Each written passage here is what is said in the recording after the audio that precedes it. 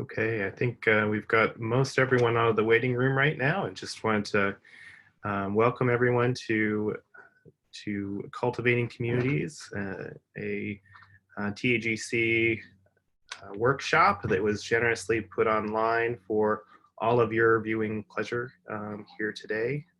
On behalf of my co-organizers, Nichole, Broderick, and Cara, Haney, we have a really great program of people from all of the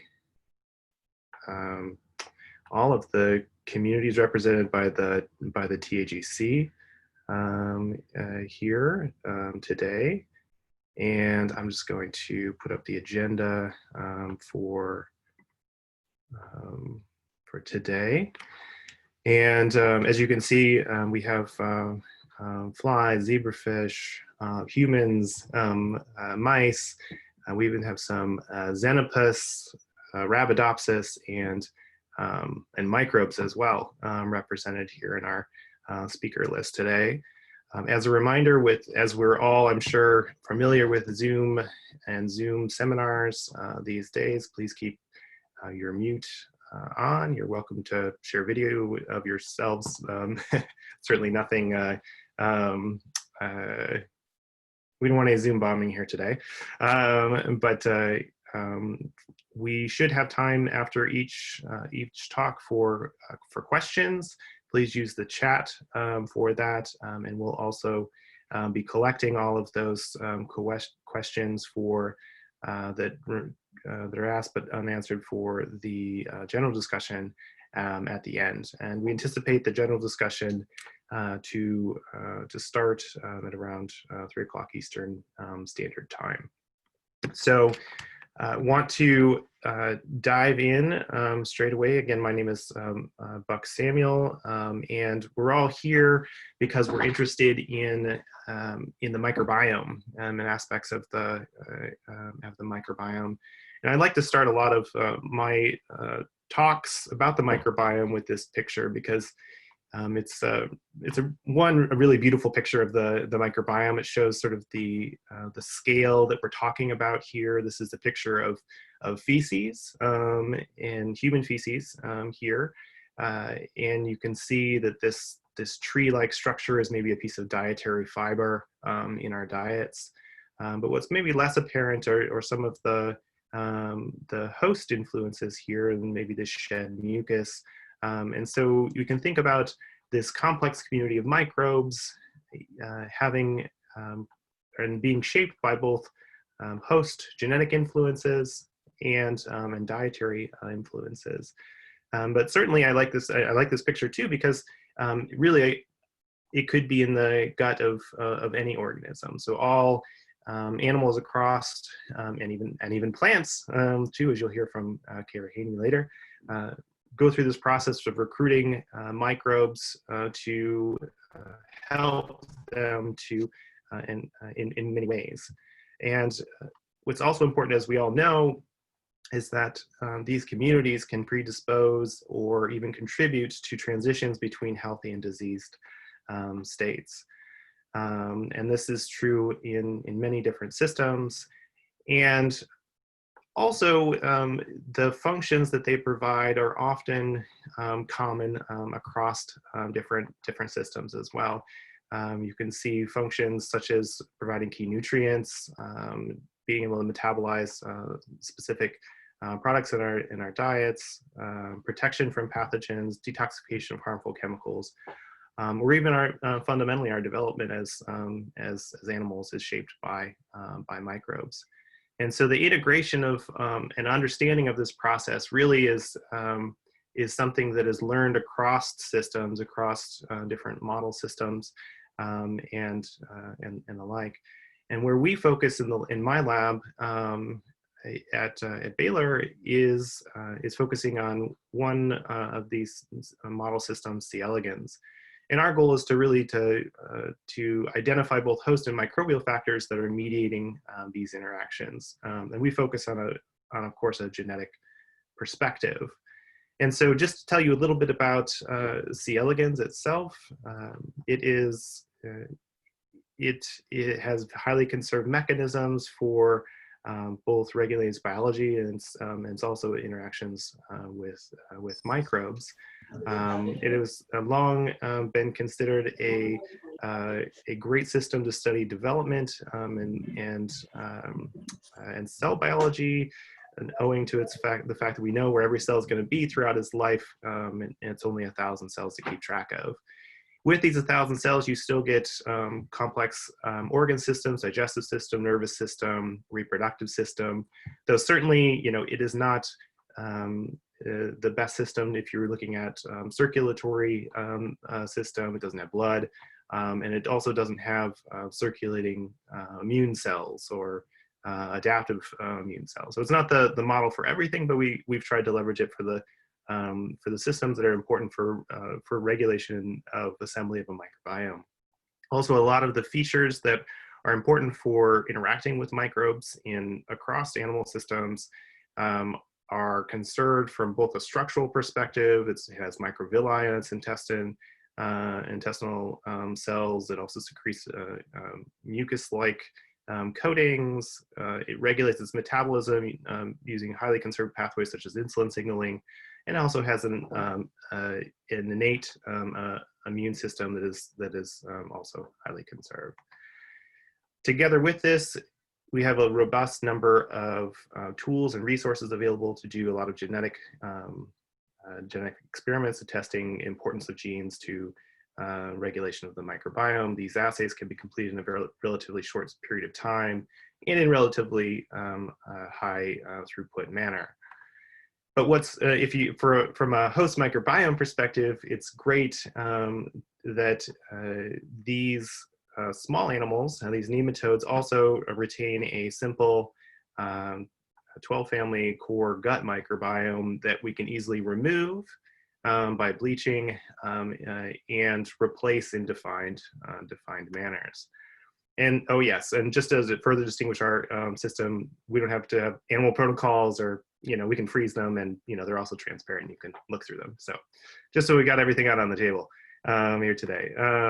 But from a microbiome perspective, using its transparent nature, we can look through the animal, and we can see in the wild these communities of microbes that are recruited from its natural habitats here.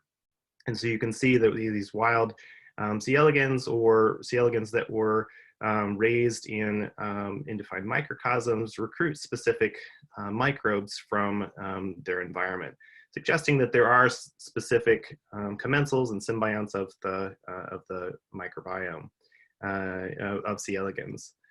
And so we have, so what are these microbes? So these microbes are predominantly proteobacteria in a lot of cases. You can see here all of the families that are 100% present in all of the animals that we sequenced in a meta-analysis here on the bottom, together with Schulenberg and Shapiro labs. And many of those are retained in the lab, though some are lost for whatever reason in microcosms in the lab. But there are a number of families that we can still model and retain in a lab environment, and so we can study them further. And so we sought to capitalize on this information of core microbiome and start to build some tractable model microbiomes of C. elegans. And so we used our vast combined culture collections here and selected ones that were representative of the natural microbiome, the core families of the natural microbiome, and were meaningful, meaning that they were isolated ideally from a C. elegans gut. So there's an idea that there's this potential for long-term interactions between microbes and the C. elegans host. And so we built a couple different model microbiomes that I'll tell you about today. One is a simpler one, CMBio collection here that's 12 strains representing the 10 most abundant families. And another is a more functionally redundant microbiome called a big biome that has around 65 strains and has both abundant and rare families. Both do a pretty good job of representing the the taxonomic diversity found in the natural microbiome, and around 70 to 80%. And so focusing on the CMBio, the simple version, we first wanted to, I'm going to walk you through how we determined this was a good and robust community that's useful for further analysis. And so we asked the questions of whether or not the strains colonize the gut, do they form a microbiome, a community within the gut of the nematode, and we wanted to test its impact on its host. And so we used this, we did this using high throughput assays of gut colonization that we had developed, microbiome sequencing, and also some robust assays of host developmental programming, also some genome sequencing of the microbes themselves. And so how we do these experiments, so every experiment starts germ-free. So we take away the microbes that are present and associated with the animals, and we give them a defined lawn of each of these, in this case, 12 different strains, and then assay the levels of colonization of the gut at the 3rd day of adulthood. And what that looks like here is this range in colonization load from around 1,000 up to around 20,000 CFUs per worm here. And you can see some trends here from some colonizing to low levels and some colonizing to high levels. And if you look at the types of bacteria that are colonizing at low levels, mostly the Enterobacteriaceae like E. coli are low colonizers here. Other alpha proteobacteria like Ochrebacterium and some of the Stenotrophomonas and Pseudomonas strains are on the higher colonization end of the spectrum as individuals here. And so we wanted to look at how they behaved as a group. And so what you can see here is the composition in a lawn in 2 different strains of C. elegans, the lab strain N2 here, and a pretty wild strain of C. elegans, CB4856 or Hawaii. So you can see that as in the wild, the community in the worms, both for both strains, is distinct from the lawn, so that's great.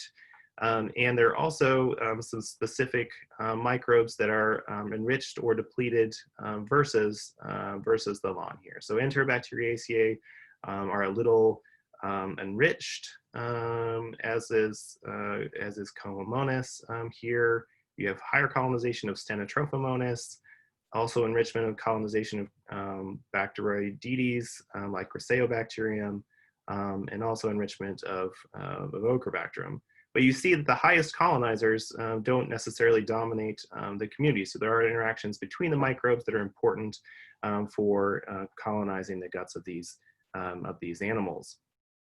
And so from this,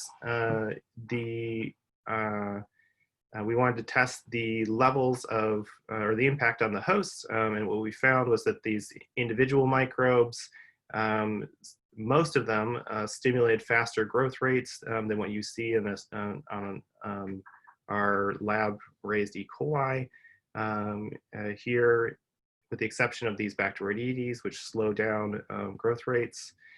We sequenced the genomes of all of these bacteria, and conspicuously, the ones that have slower growth rates also have fewer metabolic pathways associated with their genomes. Their genomes are also smaller there. So we speculate that maybe their slower growth is due to some missing metabolite or missing function that allows them to promote association with C. elegans.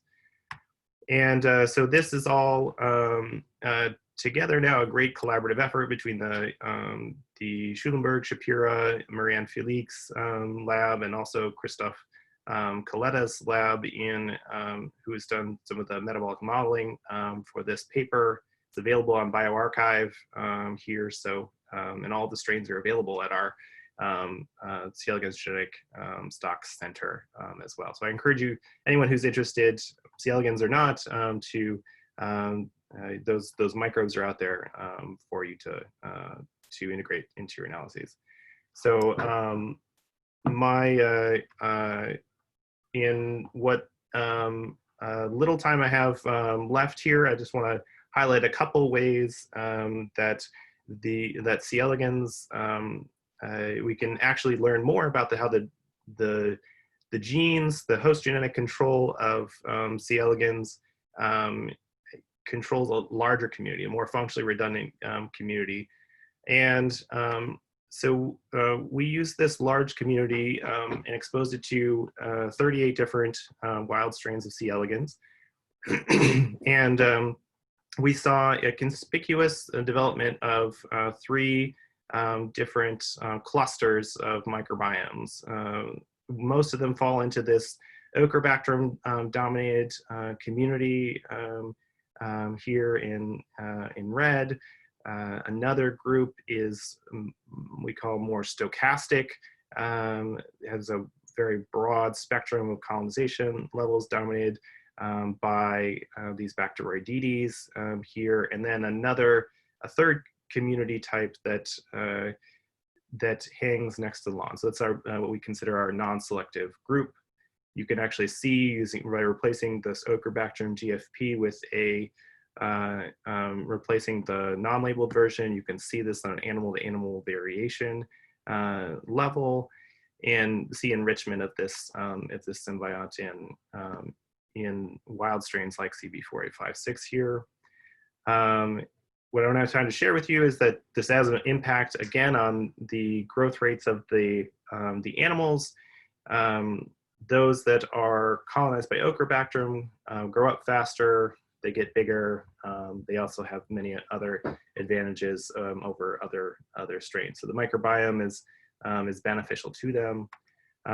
We do have also a line on a number of genes that control this process in C. elegans. Here's a heat map of correlations between the abundance of Ochrebacterium, which dominates in type 1, and converse anti-correlations with a Bacteroidetes strain that dominates in type 3. And as you can see, these amazing patterns that develop suggesting strong genetic control over these processes.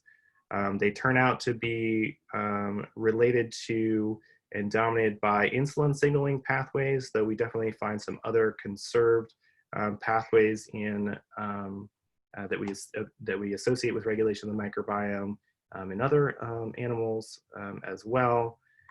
And finally, because it's C. elegans too, we can knock out or knock down genes involved, candidate genes, and test their impact on recruitment of these specific commensals. And I show you one example here of the knockdown of DAF2 insulin signaling pathways, and that impairs the recruitment of this symbiont Ochrebacterium. And so to summarize here, we think that Ochrebacterium colonization increases in direct proportion to the amount of insulin-regulated immunity that is deployed to keep other microbes out of the gut, and this provides benefits that help the worms grow faster and larger. We've also done completely genome sequenced this community, as well as a number of additional strains, along with the Schulenberg lab here as well. So lots of resources. We think that this is a really great genetic system for testing the genetics of regulation of the host microbiome, and with a lot of tools that we can now manipulate from a microbiome perspective as well. And so lastly, I'd just like to thank members of my lab who contributed to these studies, specifically Fan Zhang, Jessica Weckhorst, a computational biology graduate student in the lab, Adrian Astier, as well as collaborators involved in the CM Bio project.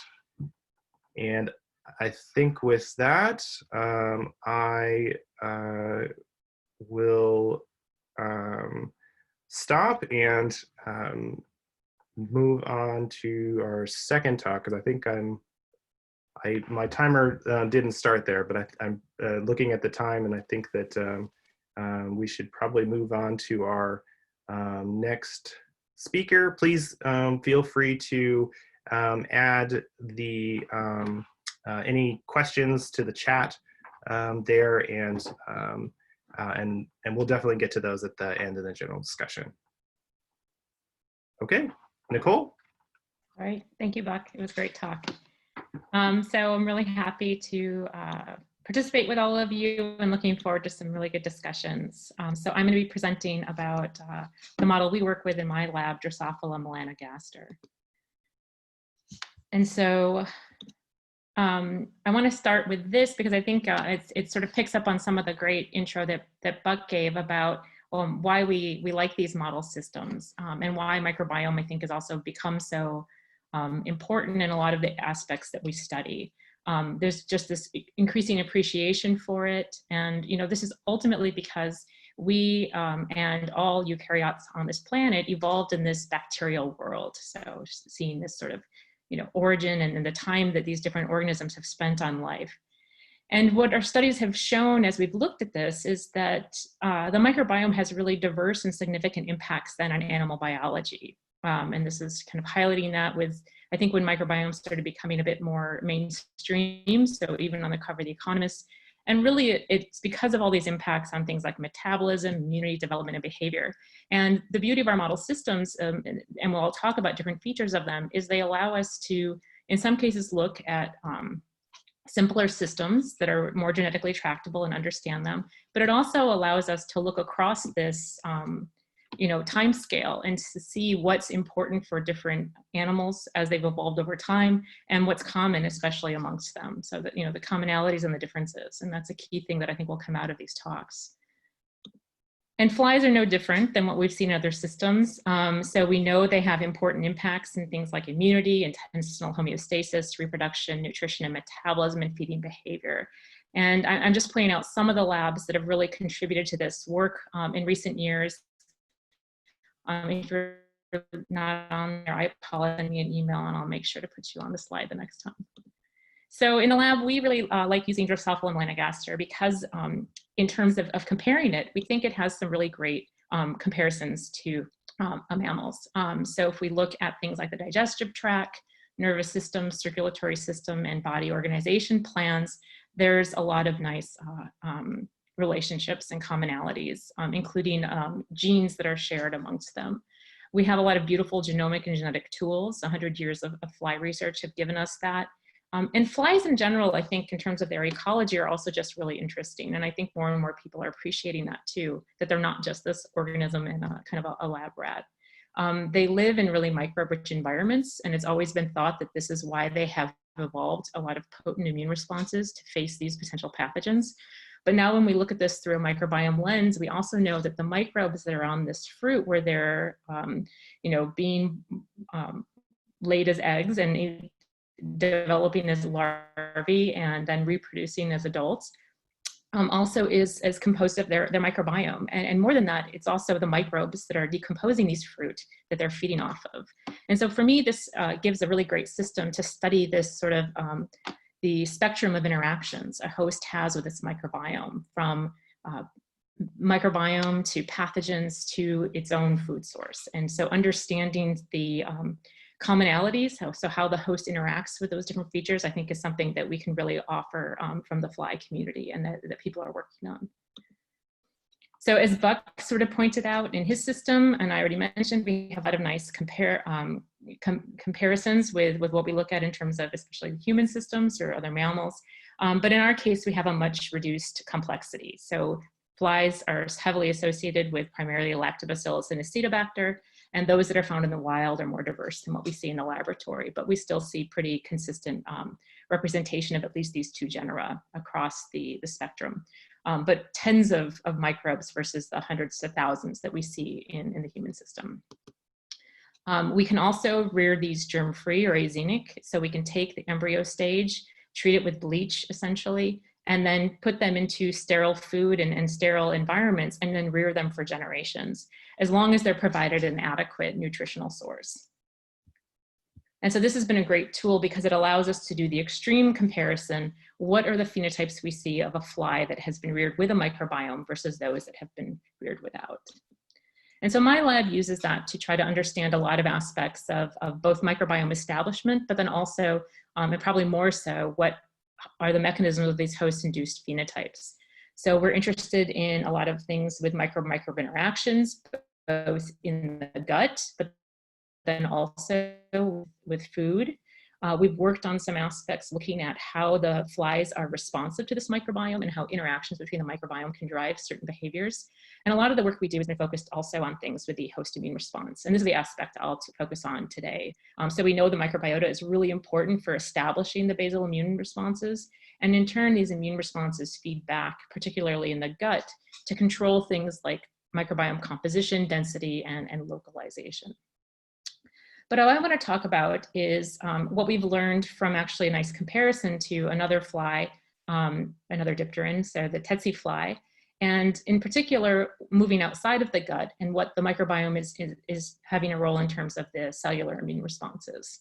So this is a nice, gives you the idea of scale between a tsetse fly and a fruit fly, Drosophila melanogaster. And we started because we were really interested in different impacts of the microbiome with some of the pathogens we study in the lab. So we have an Erwinia caratavra, commonly called ECC15, that we've used, first developed in the Lamette lab, and then a number of us in the field now use, where it's both an oral pathogen and causes gut restructuring, so it causes a lot of gut damage. The flies, though, are able to survive because they repair the damage, but it also induces robust immune responses when you inject it systemically. And so I was interested in looking at what happens when you look at a fly with a microbiome versus those without. And what we see is that flies that have a microbiome recover fairly well to the infection, but if they don't have a microbiome, they're actually far more susceptible. And so this was work then that was picked up by a student in my lab to try to understand what aspects of this might be responsible. So we know that flies have a much higher immune response when they have a microbiome than without. So it's possible that this humoral immune response to the antimicrobial peptide production could be a big factor. It may be that they're just not able to clear the infection as well when they don't have a microbiome. But we were also interested in what might be happening on this other arm of the immune response, the cellular immune response. And in particular, we looked at melanization, which is part of the prophenol oxidase cascade. So this is an arthropod-specific immune response that involves the production of melanin, which and propionol oxidase, which has both antioxidant and antimicrobial impacts. And if you take a fly and you inject it with a microbe, a fly that has a microbiome, it elicits a robust melanization response, which we can measure as phenol oxidase activity. We have mutants in this pathway so that don't produce the phenol oxidase, and you can see they are not able to mount this response.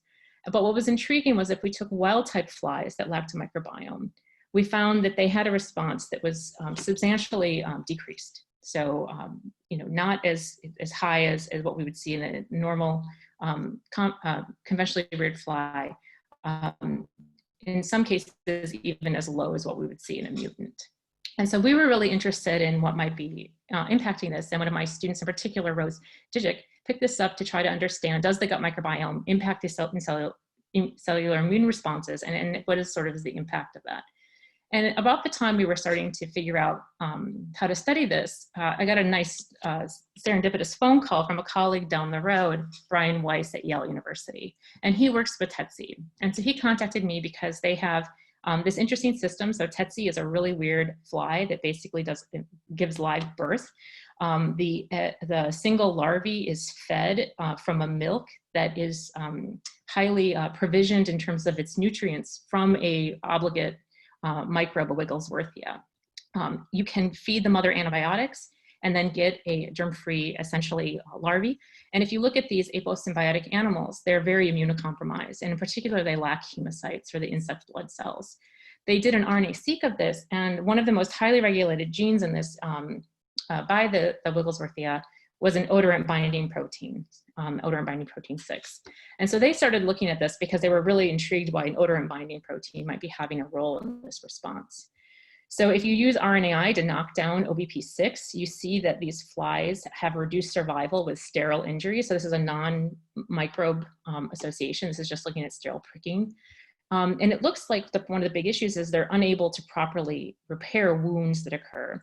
And this is associated with a decrease, so the sort of melanization spot that also has an important role in this wounding response is also decreased.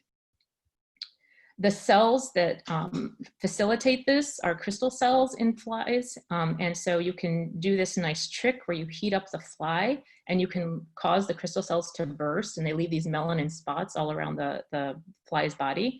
And so what you see is that if you have a knockdown of OBP6, there are basically little to no crystal cells, which you can see in the control and in the rescue. And so this is where Brian contacted us, because these are well established, this entire pathway in Drosophila, and there were also a reduction in tools that they could continue using in TAGC. And so he wanted to know if we were seeing a similar phenotype in flies, and the answer is yes. And that's because there's an ortholog, OBP28A, in flies. And we were able to look at that both in, if you look at flies that are azenic versus conventionally reared, they have lower levels of expression of OBP28A, and also lozenge, the transcription factor that's important for this development of crystal cells in the fly. Like in TAGC, we see lower numbers of crystal cells and also an inability to repair a wound, and also increase susceptibility when they're challenged with sterile pricking. So this has really opened up a really intriguing area of research for us that Rose is continuing in my lab in collaboration with Brian and some others. And that's how is the microbiome doing this? So the microbiome appears to be inducing the expression of OBP28A and OBP6 in very different systems, and then altering hematopoiesis in both. But we're trying to understand what are the microbial factors, what is sort of the impact of OBP28A on hematopoiesis. And one of the more kind of bigger questions we have is, what is an odorant binding protein doing in cellular immunity? It's kind of interesting that something that has such a classic role in olfaction would be having an impact here. And so we have some sort of hints potentially at that. We found that if we feed back members of the community, we can restore back expression of OBP28A, but it seems to be specifically associated with a transgenerational impact, meaning that if you just expose flies, you don't increase expression. If you feed it to larvae, you don't necessarily see an increase in expression. But if you feed it to adults and then collect larvae from the next generation, you do see an impact. And so to us, what that's saying is that given that there are two waves of hematopoiesis in flies, is that this is having this biggest impact in this transition between the parental to the embryo stage. And so that the embryonic hematopoietic wave seems to be the most critical for this response.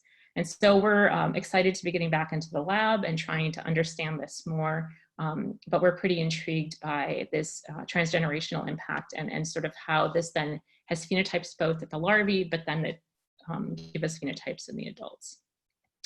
And so that's some work that we'll be working on and hopefully telling you about in years to come.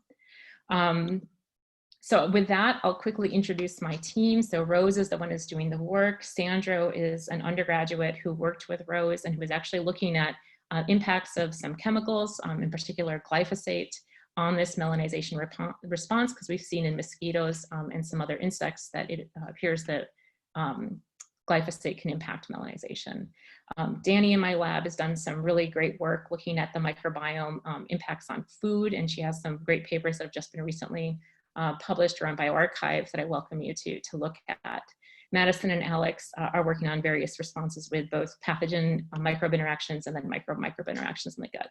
I wanted to acknowledge the undergrads in the lab and my technician Marika, who've also been heroic in sort of having this end of research happen when they were, they were all in really great points in their project and not able to see them necessarily continue. And partly that's because I'm also moving my lab. And so the Broderick lab will be shifting to Johns Hopkins University this summer.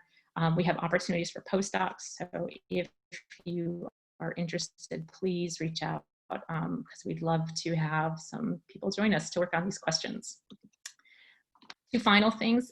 If you're interested in microbes in the gut and fly guts in general, we are having a summer-long seminar series, a virtual seminar series. Aidan Foley at University of Alberta has been the primary organizer of this, and so you can reach out to him for an invitation.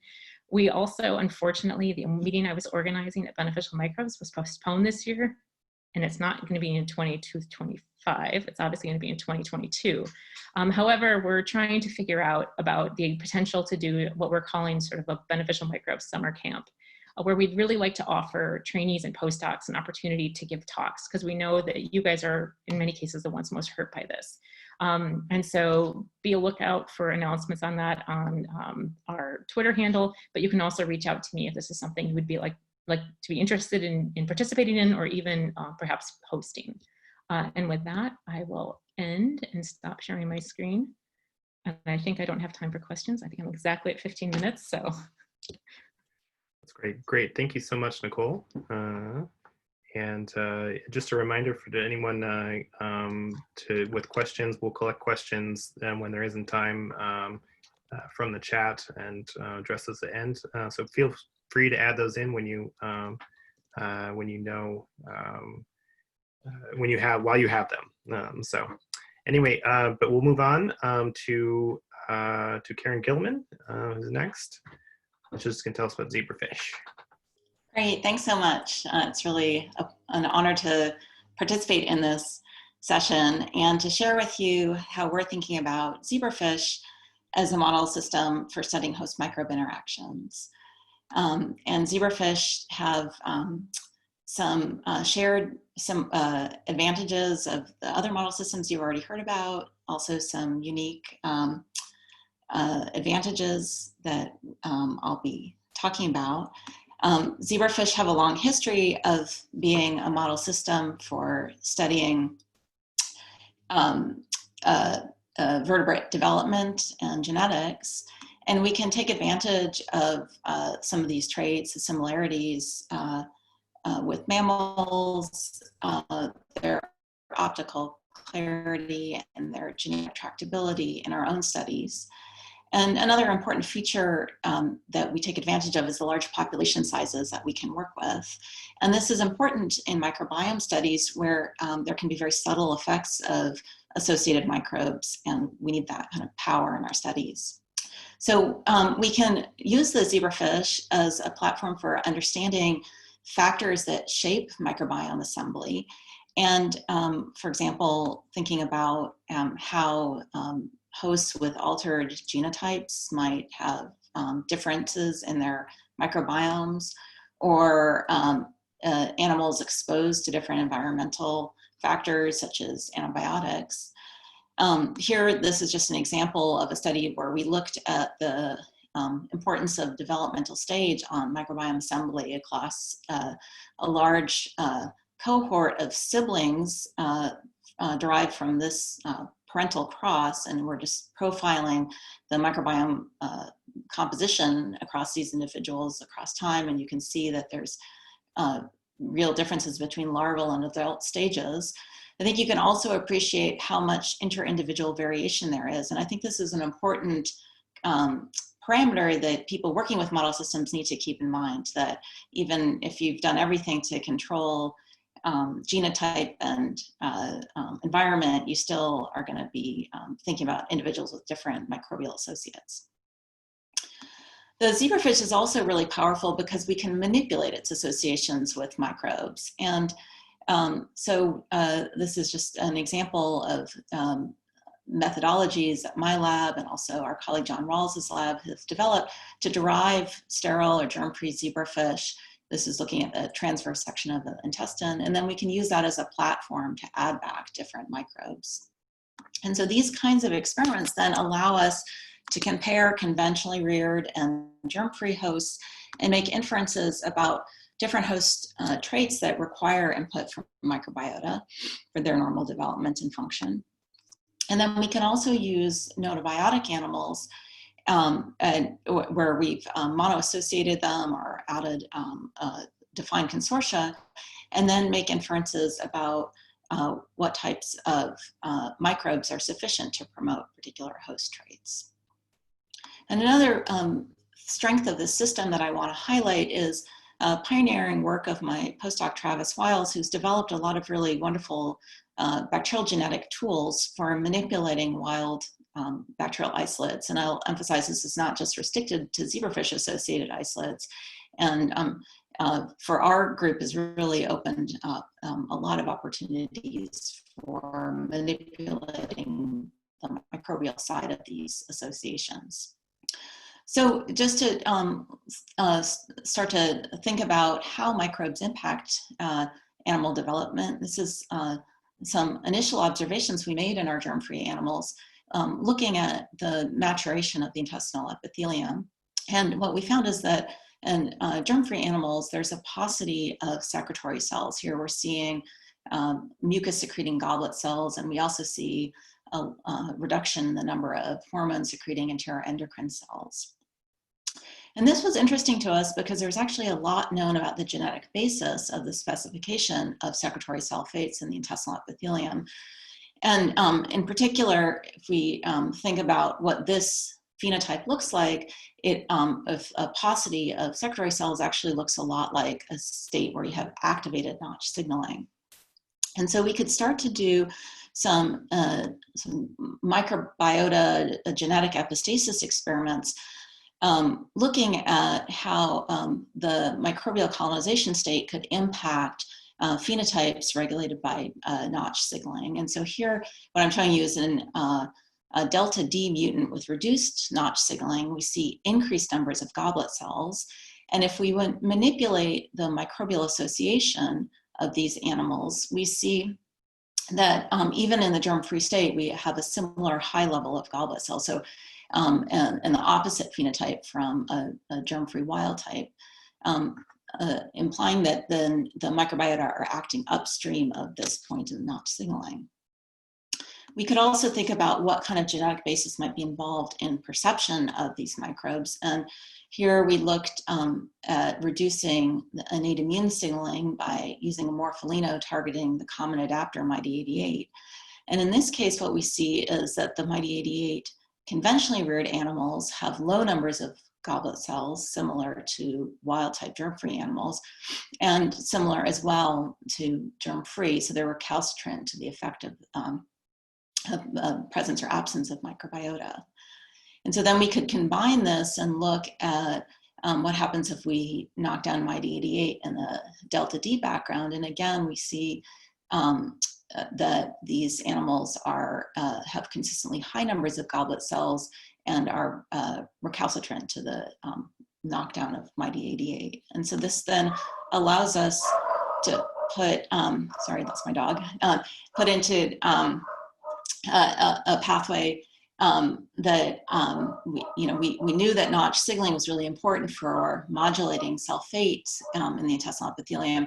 Now we can place MID88 regulating that through perception of the microbiota. So what kind of microbial cues could be regulating this? And here I want to tell you about another trait that we've described in the germ-free zebrafish, which is a paucity of the insulin-producing cells of the endocrine pancreas, the beta cells. And we can visualize these in these transgenic fish. And what my student, Jennifer Hampton-Hill, noted is that in the germ-free state, there are many fewer of these beta cells. So she then went on to ask, are there particular bacteria that she could add back to these germ-free fish and be able to restore the number of beta cells. And indeed, she found certain Aeromonas, so Shmonella could do this, whereas other bacteria that could colonize just fine did not have that capacity to restore the beta cell numbers. So focusing in on one of these Aeromonas isolates, she then used a combination of biochemical fractionation and bioinformatics to ultimately get down to one open reading frame. And when she used that to express and purify the resulting protein encoded by that and add that to germ-free fish, she could restore the number of beta cells in these germ-free animals. So based on that activity, we named this a beta cell expansion factor A, or BEF-A. And I'll tell you that BEF-A encodes an entirely novel protein, and so this has been exciting to explore what its function might be. And that's ongoing work. But I wanted to just share with you that we've been also interested in how BEF-A is perceived by the host. And in this case, we find that it does not require MyD88. So now using a MyD88 germline mutation, we can see that these animals respond like wild type in that when we add BEF-A to the germ-free animals, they're responsive to increase their beta cell numbers. So a major question for us is what BEF-A does for Aeromonas, and does Aeromonas benefit from this expansion of beta cells? And all of our evidence points to the answer that it does not. So we can make a BEF-A deficient Aeromonas strain, and when we monoassociate our germ-free fish with that, the strain colonizes to the same level as a wild type Aeromonas, even though the host has differences in its beta cell number under these conditions.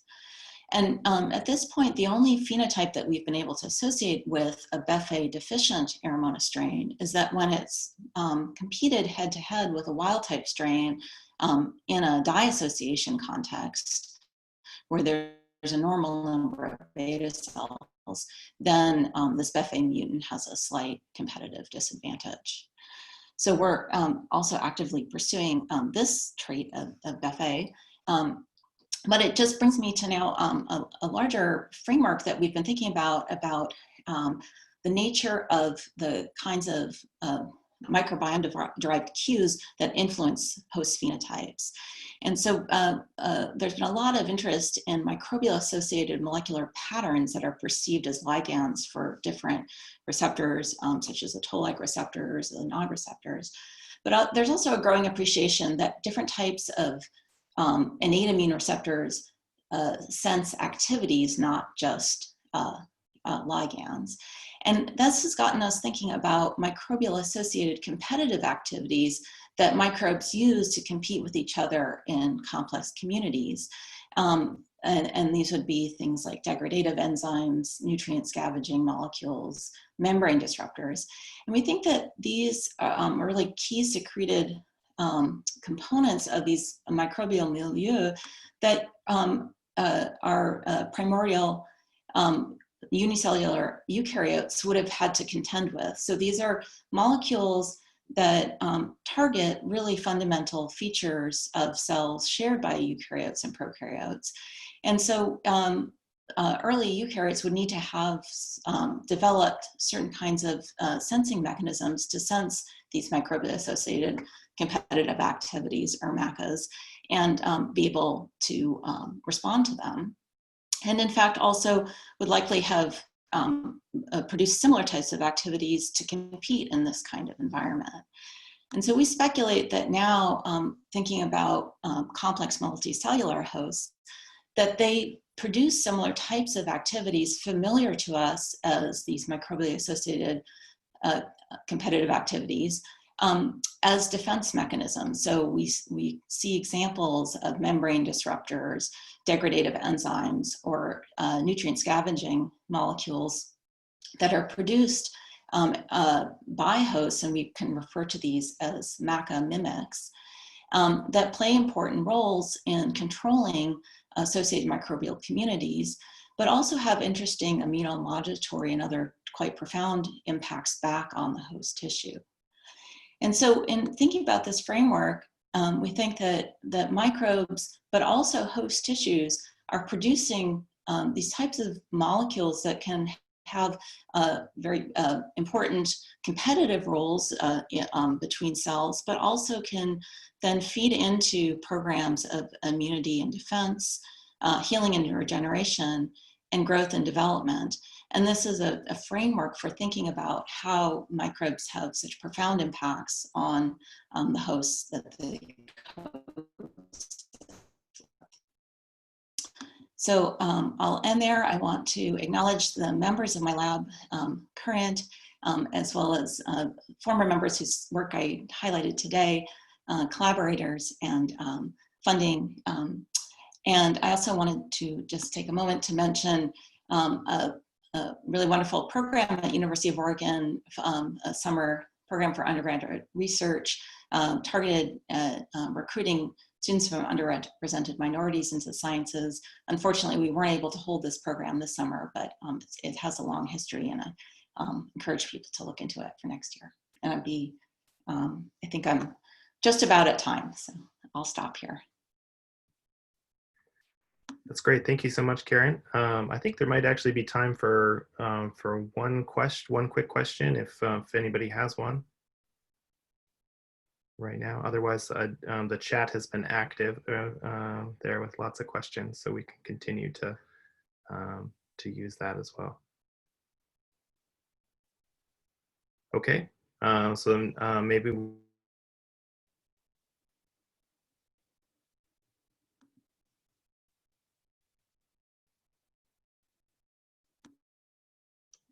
You're muted, Buck.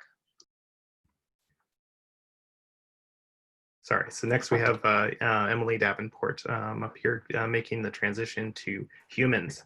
I figured you were making the transition, even though I couldn't read your lips. Yes, sorry. That is quite all right. Hi, everyone. I'm Emily Davenport. I'm an assistant professor at Penn State University, and I'm super thrilled to be here today to tell you about some of my work in humans. So let's see. Yep, there we go. So I study an organism that all of you are very familiar with, which are, of course, humans. I don't need to give a huge introduction into the microbiome at this point, because I think you get the picture. We have all these microbes in our bodies. They're super abundant. They're super important. And in particular, with humans, we know that they play a role in terms of our health and disease. And so if we really want to understand how our microbes affect health and disease and potentially use them as a therapeutic, we really need to understand what the different factors are that determine the composition of microbes in our guts. And this has been the question that's driven my work thus far, which is, what are the different factors that determine microbiome composition in the human host? So I, in particular, study the gut microbiome in humans. This is the biggest microbiome in our bodies. And as you can imagine, things like host diet play a huge role in determining what bacteria are there. You are what you eat, and your microbes are too. And when I started my PhD a little bit over a decade ago, one of the things we had no idea about is whether or not host genetics played a role in determining human gut microbiome composition. So that is what I'm going to talk to you about today. So I'm going to give away the punchline right up front, which is that host genetics do play a role in determining gut microbiome composition in humans.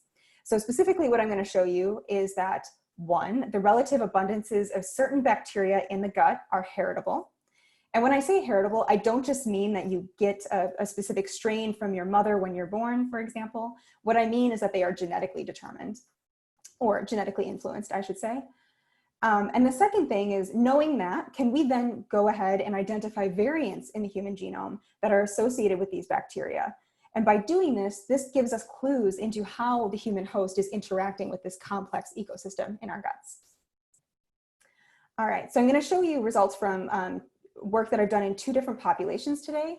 So I'm first going to be talking to you about the Hutterites. And if you're not familiar with the Hutterites, sit tight, because I'm going to tell you a little bit more about them in a second.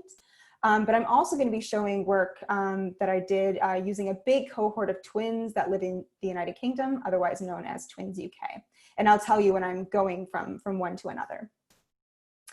All right, so the Hutterites. So if you are not familiar with the Hutterites, they are a religious isolate group, and they live in the Western United States and Canada. So they're kind of like the Amish in that they're a religious isolate group, but they do use technology, and they do trade with mainstream American society. But what makes the Hutterites so interesting to use in the context of studying host genetics is that they live and eat communally. So what I mean by that is that 3 times a day, the women in the colony go to these huge industrial scale kitchens. They make these giant meals and they set them out buffet style in the communal dining room for the Hutterite colony. Everyone in the colony comes to the communal dining room at the same time, takes food off of the buffet, and then sits down and eats all together. They do this every single meal, every single day for basically their entire lives. So if we're really interested in studying the genetic role on the microbiome, this is a really great population to study that in because their dietary influences are relatively homogeneous across the population, at least compared with all of us on this call, for example. So to do this study, I went out to the Hutterite colonies and I collected samples from 127 different individuals. To do this study, I needed 2 types of data. First, I needed microbiome data, and the type of microbiome data I turned to was 16S rRNA gene sequencing to characterize the taxa that lived in the guts of these individuals. So the 16S rRNA gene is a universal marker gene. It's present in all bacteria and archaea. And for the purposes of this talk, you can kind of think about it like a little barcode. We can read off the sequence of each of these barcodes, and it gives us information about which taxa are present in our sample. So to do this, I took stool samples from all of my individuals. I extracted total DNA out of those samples. I used PCR to amplify up a specific fragment of the 16S rRNA gene. I then used next-gen sequencing to sequence this region to very high depths. And at the end of the day, I had millions of reads per sample. Because I had such deep coverage of these microbiomes, I was able to accurately quantitate how much of each different bacteria was present in each of my samples. So at the end of the day, I get something that looks like this, where each vertical bar here is an individual, and then the amount of each different bacteria is indicated here in a different color. So for example, in this first individual, there's much more of this pink bacteria or Bacteroides than the second individual, who is more than the third individual. So for the rest of the talk, when I'm talking to you about heritability of the microbiome or finding genetic variants associated with the microbiome, what I'm actually mapping are the quantities of each of these different common bacteria in the gut. All right, so that's the microbiome data. To do a genetic study, I also need genetic data. And the type of genetic data I turn to are single nucleotide polymorphisms, or SNPs. So these are simply single base pair changes that happen every so often along the genome. And I used an Affymetrix SNP chip to assay variants genome-wide. So in the Hutterites, I had something like 200,000 different genetic variants that I assayed genome-wide. In the Twins UK, we assayed over 1 million variants genome-wide. All right, so using these data, I wanted to answer 2 questions. So first, I need to establish that there is some kind of heritability in the system. Are the relative abundances of specific bacteria heritable? And the type of heritability measurement I turned to in the Hutterites was something called chip heritability. And this is the proportion of variants explained by SNPs that you've genotyped on your array. And that's a mouthful, so let me walk you through what that actually means. So here I'm showing you a picture that is a little bit more easy to visualize than the amounts of bacteria in a sample. This is a distribution of height in a human population. So at one end, you have short individuals like me. At the other end, you have tall individuals. And then most people are somewhere in the middle.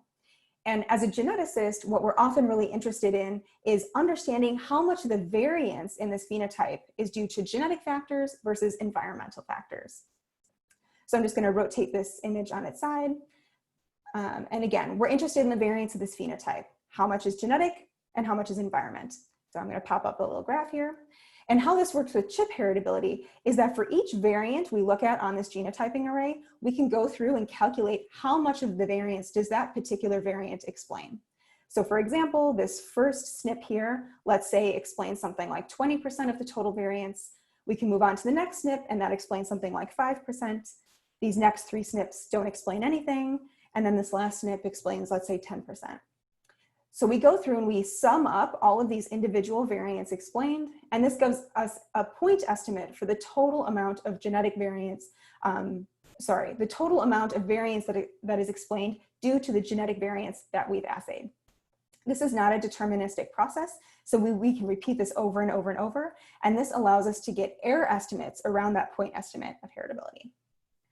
So I did this kind of procedure for all 120 so common bacterial taxa in the human gut in my population, and here are the results.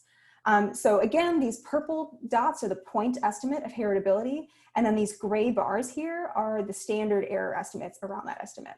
So a couple of things I'm sure you're picking up on just by looking at this graph. One is that most of the bacteria in the gut show no evidence of heritability whatsoever. The second thing is that these error estimates are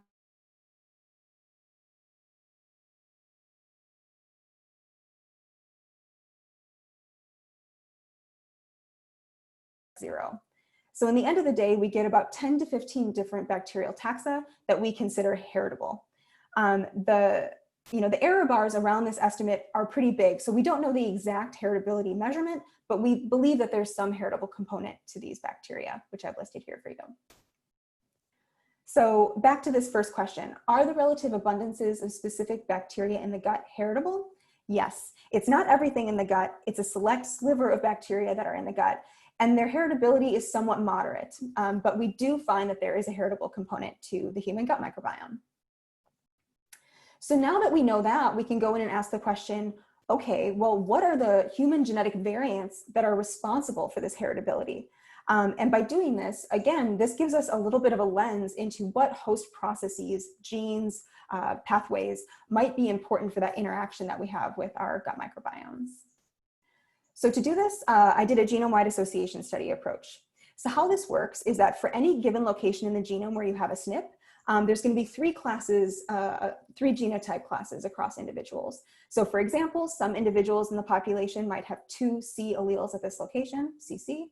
Other individuals might have 2 A's, and then there's a third class of individuals that are heterozygous that have 1 C and 1 A.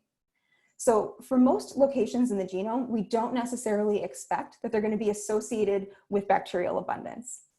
And in that case, if we stratify bacterial abundance by genotype class, we don't expect to see a relationship there like this. What we are looking for in a genome-wide association study is something like this, where there is a relationship between genotype class and the amount of bacteria in the gut. So in this toy example, individuals that have a CC at this location have less of this particular bacteria than individuals that are either CA or AA.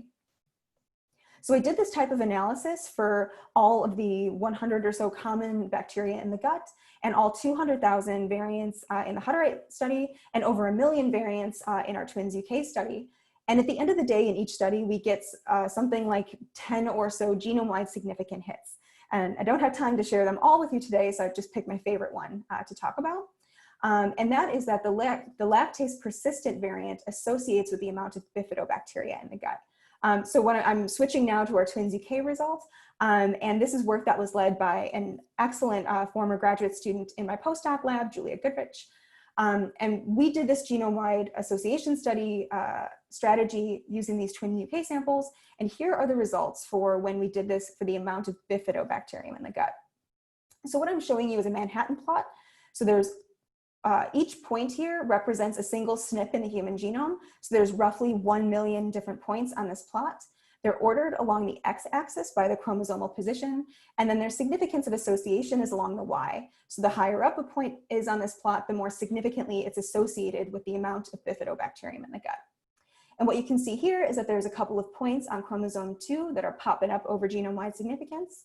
And these variants lie really close to a gene called lactase. And lactase might sound familiar to you because this is the gene that is responsible for lactose intolerance. So lactase is an enzyme that breaks apart lactose, which is a milk sugar, into simpler sugars that we are able to naturally absorb and digest. So how this works is that in mammals, we drink our mother's milk when we are young. When mammals grow up, typically, we are no longer drinking our mother's milk. We're foraging, we're eating plants, we're hunting, whatever. We don't have lactose in our diets anymore. And so the expression of lactase is turned off. However, there's been several different populations that have a history of milk drinking culture. And there's actually been selection for something called lactase persistence in these different populations. And what that leads to is the fact that lactase in these individuals is not shut down in adulthood. And so you're able to digest lactose well into adulthood. So that's why many of you on this call are able to wolf down a couple of ice cream cones on a warm summer day, and the rest of us just look at you with envy because we can't actually digest the lactose anymore. It makes us pretty sick. So when I saw this result, I was immediately intrigued by it. And the reason is that bifidobacterium is a known milk-associated bacterium.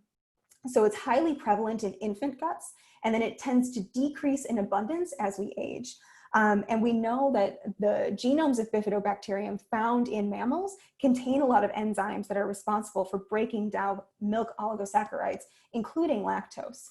So the fact that we saw this association I thought was pretty interesting. So what does this association actually look like? So lactose intolerant individuals have more bifidobacterium in their guts. And we see the exact same association in the twins UK and the Hutterite populations. So when I first saw this, this seemed really counterintuitive. Why would individuals who can't digest milk have more of this milk-associated bacteria in their guts? But this is the working hypothesis that we came up with. So let's say you're a lactose-tolerant individual and you drink a glass of milk.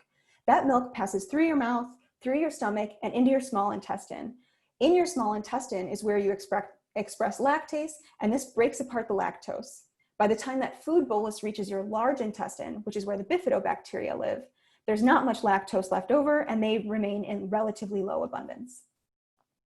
What if you're a lactose intolerant individual and you drink a glass of milk? You drink that glass of milk, the milk passes through your stomach into your small intestine, you don't have lactase there, and those lactose molecules travel down to your large intestine.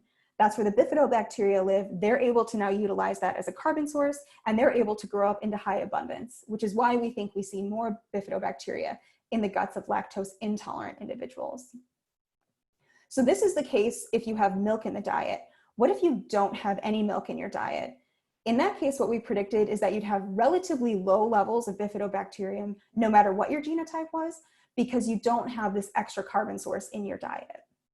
So at the time when we proposed this, we did not have the data to actually show it. We kind of just conjectured it. In the Twins UK, we didn't have detailed dietary records. And in the Hutterites, we had more detailed dietary records, but pretty much everybody ate copious amounts of dairy. So we didn't have a negative population to control that, to compare that with. A couple of years after we published our study, another group looked at a Dutch cohort where they did have detailed dietary records, and they saw exactly what we predicted. So they only see this association between bifidobacterium and this lactase persistence allele in individuals that report eating dairy. In individuals that report not eating any dairy, this association completely goes away. So I think this is a really interesting example of a gene by environment interaction where clearly your diet matters, but then also your host genetic variant matters as well to determine the amount of this bacteria that lives in your gut. And this is one of the very few associations in the human world that has been replicated now across many, many studies. So in Dutch, Israeli, American, and British cohorts, we see this association between lactase persistence and the amount of bifidobacterium in the gut. Like I mentioned, milk drinking has been one of those things that's evolved many times. And so it'll be really interesting to see how this holds up in different populations where different variants have been selected. So a couple of conclusions before I end this today. One is that we know that the relative abundances of certain bacteria in the gut are heritable. There is a genetic component to human gut microbiomes. And the second thing is that we can identify variants in the human genome that are associated with bacterial abundance. So I showed you this one example with lactose intolerance alleles, but across the board, we see things that you might expect, like immune system genes popping up, other dietary genes. And one thing I wanted to mention that I thought was really interesting is that in humans, we see olfactory receptor genes actually enriched for these associations. So after Nichole's talk on fly, I think it's kind of interesting that we see these either olfactory or odorant binding proteins pop up now in multiple organisms. So a very quick thank you to where I did this work. I did the Hutterite projects at Chicago under Yoav Gilad, in the Twins UK at Cornell with Andy Clark and Ruth Lay before she moved to the Max Planck. And I'll just end here by saying that I just started my lab at Penn State and I am recruiting at all levels. So if you're interested, reach out. Thanks.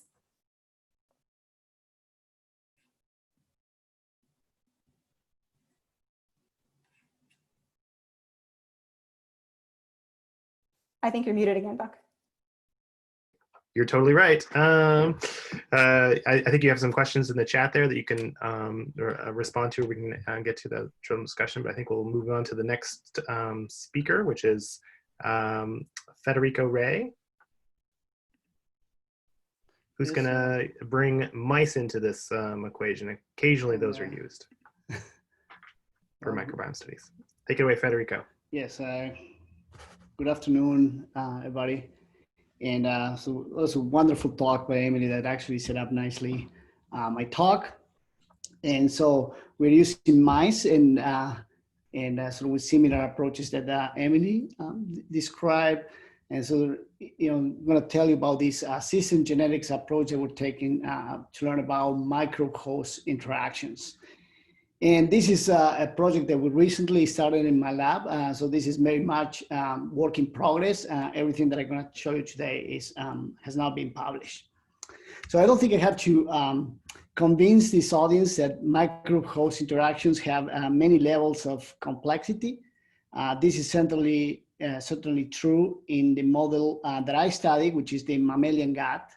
And these complexities include the great diversity of organisms that can colonize the gut, each with unique metabolic potential. So here I'm just showing the metabolic networks of E. coli, but think about 200 organisms put together with each one with their own complexity, the range of interactions that occur among them with the host, and also with the diet.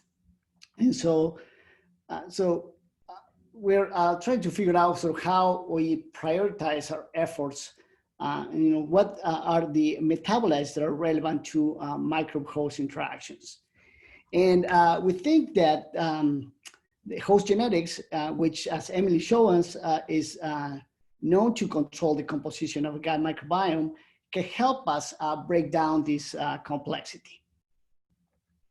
So what I'm going to tell you is sort of how we're using host genetics to start deconvoluting these interactions. And so the idea is that we start with a genetically diverse cohort of mice. And then in these mice, we collect phenotype data. And the phenotype data that we are interested in is, for the purpose of this talk, we're going to focus on microbial taxa and genes. So we're going to do metagenomic analysis in the gut of these mice. And we're going to measure some metabolites. Then for each mice, we also have genotype data. So and then using these two sort of sets of data, we're going to do quantitative trait locus mapping, which is basically sort of efforts to identify the regions of the genome that contribute the variation on the quantitative traits that we are measuring, sort of the taxa, genes, and the metabolites. And so the idea is sort of that we will find regions of the mouse genome that contribute the abundance of these traits.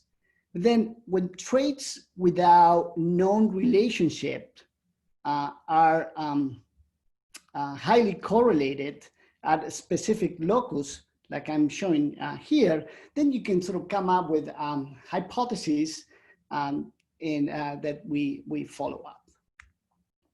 So the cohort that we are studying is called the diversity outbred population. This is a heterogeneous stock that was generated at the Jackson laboratories for using 8 inbred strains. 5 of them are common lab strains you might have heard before, and 3 of them are more sort of novel wild-derived strains that bring a lot of diversity to the population. And so then these sort of strains were bred to maximize allelic variation and heterozygosity. So this cohort was started about 10 years ago. And so collectively, it contains about 40 million SNPs. And so if you look at the genome of any DO, sort of diversity of bred mouse, what you see is sort of basically this mosaic structure where that is represented by the 8 founder genotypes. And I have to say each mouse here is unique. So I sort of want to emphasize that this is a highly collaborative effort with Jackson Labs and other people at UW-Madison, including Alan Addy, Carl Broman, and Josh Kuhn. Where basically we took about 400 of these mice. We put them all in the same diet. We single house the mice sort of to prevent so much sharing of microbes between them. And at the end of the process, we look at the, and we single house them at about 4 weeks of age. Then at the end of the dietary exposure, we look at metagenomic analysis, and we look at also at cecal lipids, so lipids present in the gut of these mice. So the metagenomic analysis will give us two types of data that I want to sort of clarify. So it will tell us about, we can sort of by sequencing all the genes that are there, we can assemble genomes and look at the abundance of individual taxa. But we can also sort of look at the taxonomic and at the functional sort of representation of in the gut of any mice. And so, by doing this, across the 300 mice, we sort of got data for about 2,000 KOs. And so basically a KO it's a function, a KEGG ortholog, and multiple sort of genes from different organisms may contribute to the same KO. So this is an approach that is taxonomy agnostic, basically. We also map sort of the reconstructed bacterial genomes. And so then when we took this data and we did QTL mapping. And so here is sort of showing the different categories of sort of different KEGG pathways represented in our data. So this is across the whole data set. I'm showing all the categories of KOs that we measure. And then we took this data and did QTL mapping. So what I'm going to show you here is a Manhattan plot, sort of the types that Emily showed before, where we're looking at the association of the abundance of the different KOs with host genetics. And this is represented the different chromosomes for the mouse genome, and then each KO, so each dot represents a different KO. What it became really apparent when we sort of got this data was the presence of these hot spots. So regions of the chromosome that control or seem to control the abundance of many KOs. Like sort of and we look at the functions that are in these hot spots, and bacterial motility, for example, in this case for chromosome 15 seems to be the dominant functions that is selected by this by variation in this region of the mouse genome. The other type of data that you can get that you collect when you do metagenomic analysis is by reconstructing genomes. You can look at the abundance of the different taxa that are present in the community. And again, here I'm showing you the association of the bacterial taxa with the genetics of the host. Again, Manhattan plot different through the different chromosomes, and again, each dot here represents a different organism. So those are one set of data that we use for our study. The other set of data that we used for study was lipidomics data. So we took the cecal contents of these mice, we extracted the lipids, and we did untargeted mass spectrometry. And so what I'm showing you here is the in the panel A, the range of mass to charge ratios that we get for our data, and the different types of lipids that we're detecting in the sequence of these mice. What I also sort of want to sort of illustrate here with the panel C is that for any given lipid, and this is sort of not uncommon, we see this huge variation in its abundance across the 300 mice. The other sort of thing that I wanted to mention is that we detect, with this approach, we detect about 3,500 lipids. But the vast majority are not, more than 2,000 of them are not represented in our database. So they come up as unknown features that we cannot currently identify with the database that we have. But we can still use them to do our QTL analysis and see whether those traits are controlled by host genetics. So like we did with the microbial traits, we also did QTL mapping for the cecal lipids. And again, you see sort of this strong association of cecal lipids with host genetics. Something that is interesting here is you also see these hot spots across the mouse genome, but these sort of, for the most part, are different species of lipids that are highly related. So they are, different species of the same type of lipids. So now that we have these two sets of data, we want to use host genetics to identify connections between the lipids and the taxa that are relevant to host micro interactions. So we're going to focus on regions that, so for traits that come up in the same region of the mouse genome. And so what I'm showing you here sort of together are the Manhattan plots for the bacterial genomes and for the cecal lipids. And what I hope you can appreciate is that in in chromosome 15, we see sort of a co-mapping of Akkermansia muciniphala with these unknown lipid features. So, in our data set, we identify about 12 cases, over a dozen cases of co-mapping between bacterial taxa and different types of lipids.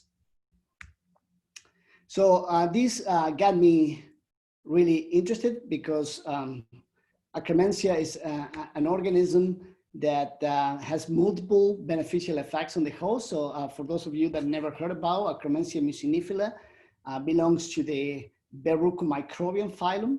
It's widely present in mammals. It influences host metabolism. It has been negatively associated with obesity and diabetes. And it has an interesting lifestyle. It lives in the sort of gut, obviously, but it's closely associated with epithelial cells. It likes to eat mucins for energy, and say literally very close to the gut epithelium. And there are also sort of studies that, like the one that Emily described, that they have revealed genetic association between Akkermansia muciniphala and the host. And also sort of has several studies have reported also to have anti-inflammatory properties. So because of the importance of Akkermansia muciniphala to the field of microbiome and metabolic disease, which is sort of an area that I'm very active. So I got really interested in identifying what these unknown lipid features were. And after doing some detective work with our collaborator in mass spectrometry, and we figured out that these lipids were ornithine lipids, sort of based on the mass spec profiles and synthetic standards that we obtain. So ornithine lipids, I don't know if you might have not heard about them before. This is how they look. These are phosphorus-free lipids that are present in the membrane of some gram-negative bacteria. And this had been described originally in proteobacteria. Most proteobacteria that make these lipids make them under, strictly make them under phosphate limiting conditions. And so they use them to put in their outer membrane. And you can appreciate here this acyl, oxyacyl structure of the ornithine lipids that is similar to sort of what lipid A in LPS, which is recognized by the toll-like receptor and trigger innate immune response in mammals. So ornithine lipids have been studied a little bit in this proteobacteria. and they are known to interfere with LPS-induced upregulation of inos and COX macrophages. Still, seems like they, one idea is that they block activation of toll-like receptors by LPS.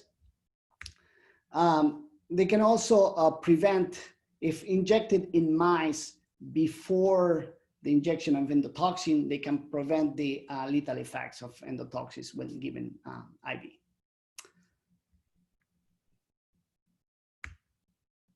So we have this co-mapping result between Akkermansia mucinifila and these ornithine lipids.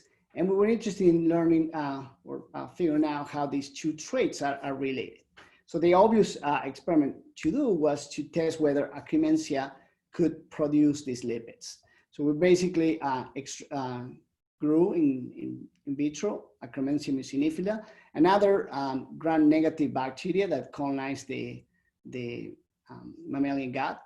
We extracted lipids, and so we used mass spectrometry to quantify the abundance of these ornithine lipids, and we see that only Akkermansia, but not the other gram-negative bacteria make it.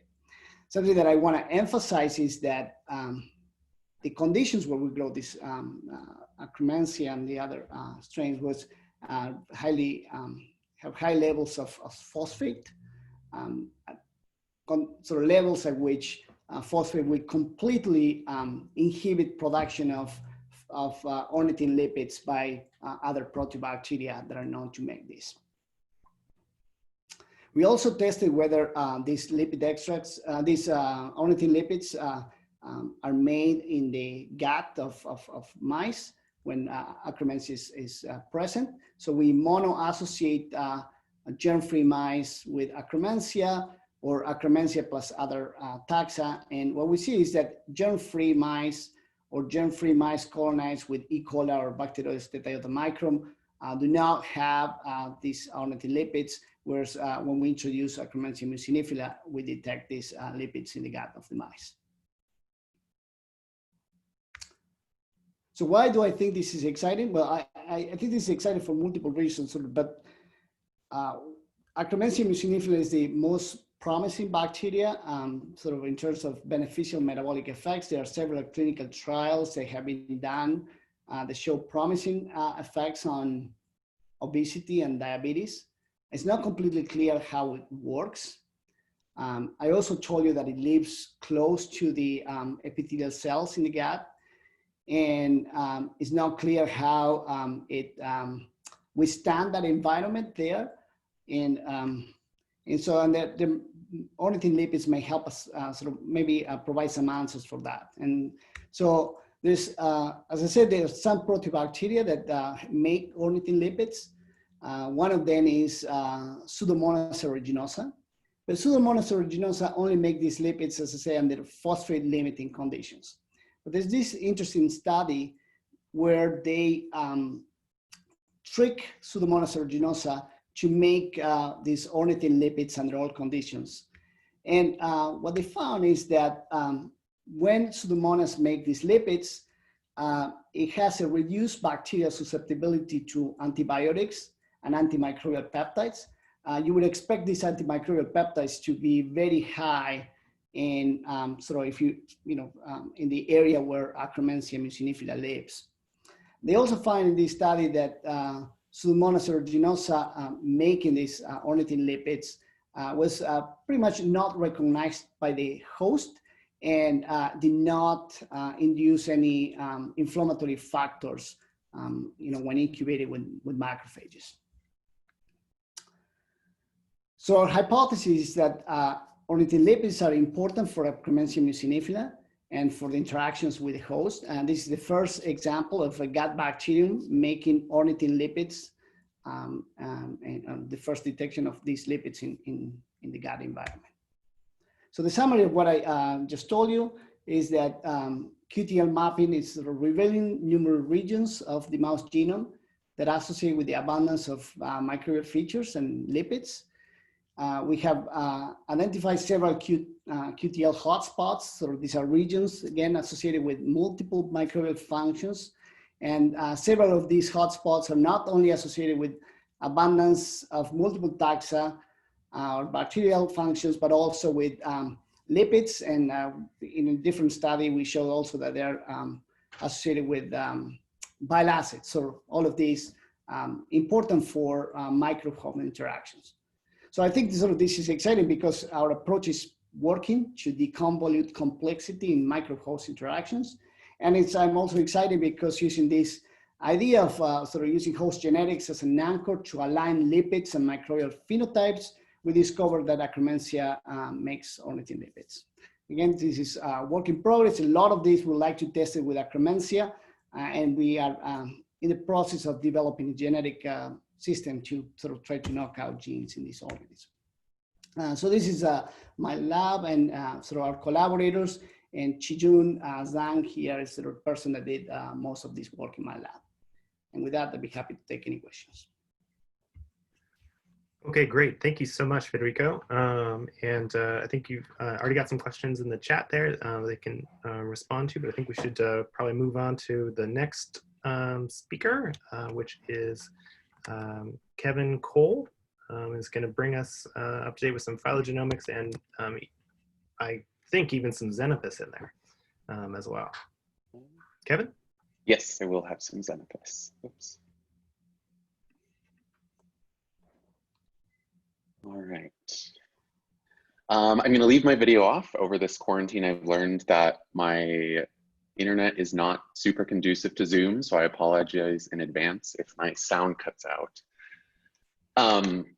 So my lab at the University of Pittsburgh, we study a lot of non-model organisms. And so today I'm going to present some work sort of dipping into more model systems using Xenophis, but still using sort of comparative approaches for understanding assembly of the microbiome.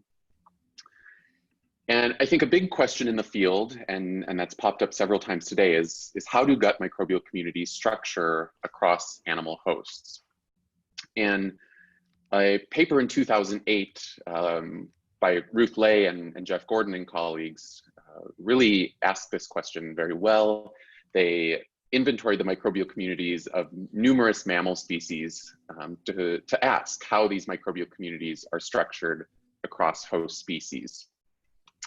And when they looked at these microbial communities, they found that numerous factors can influence the community structure.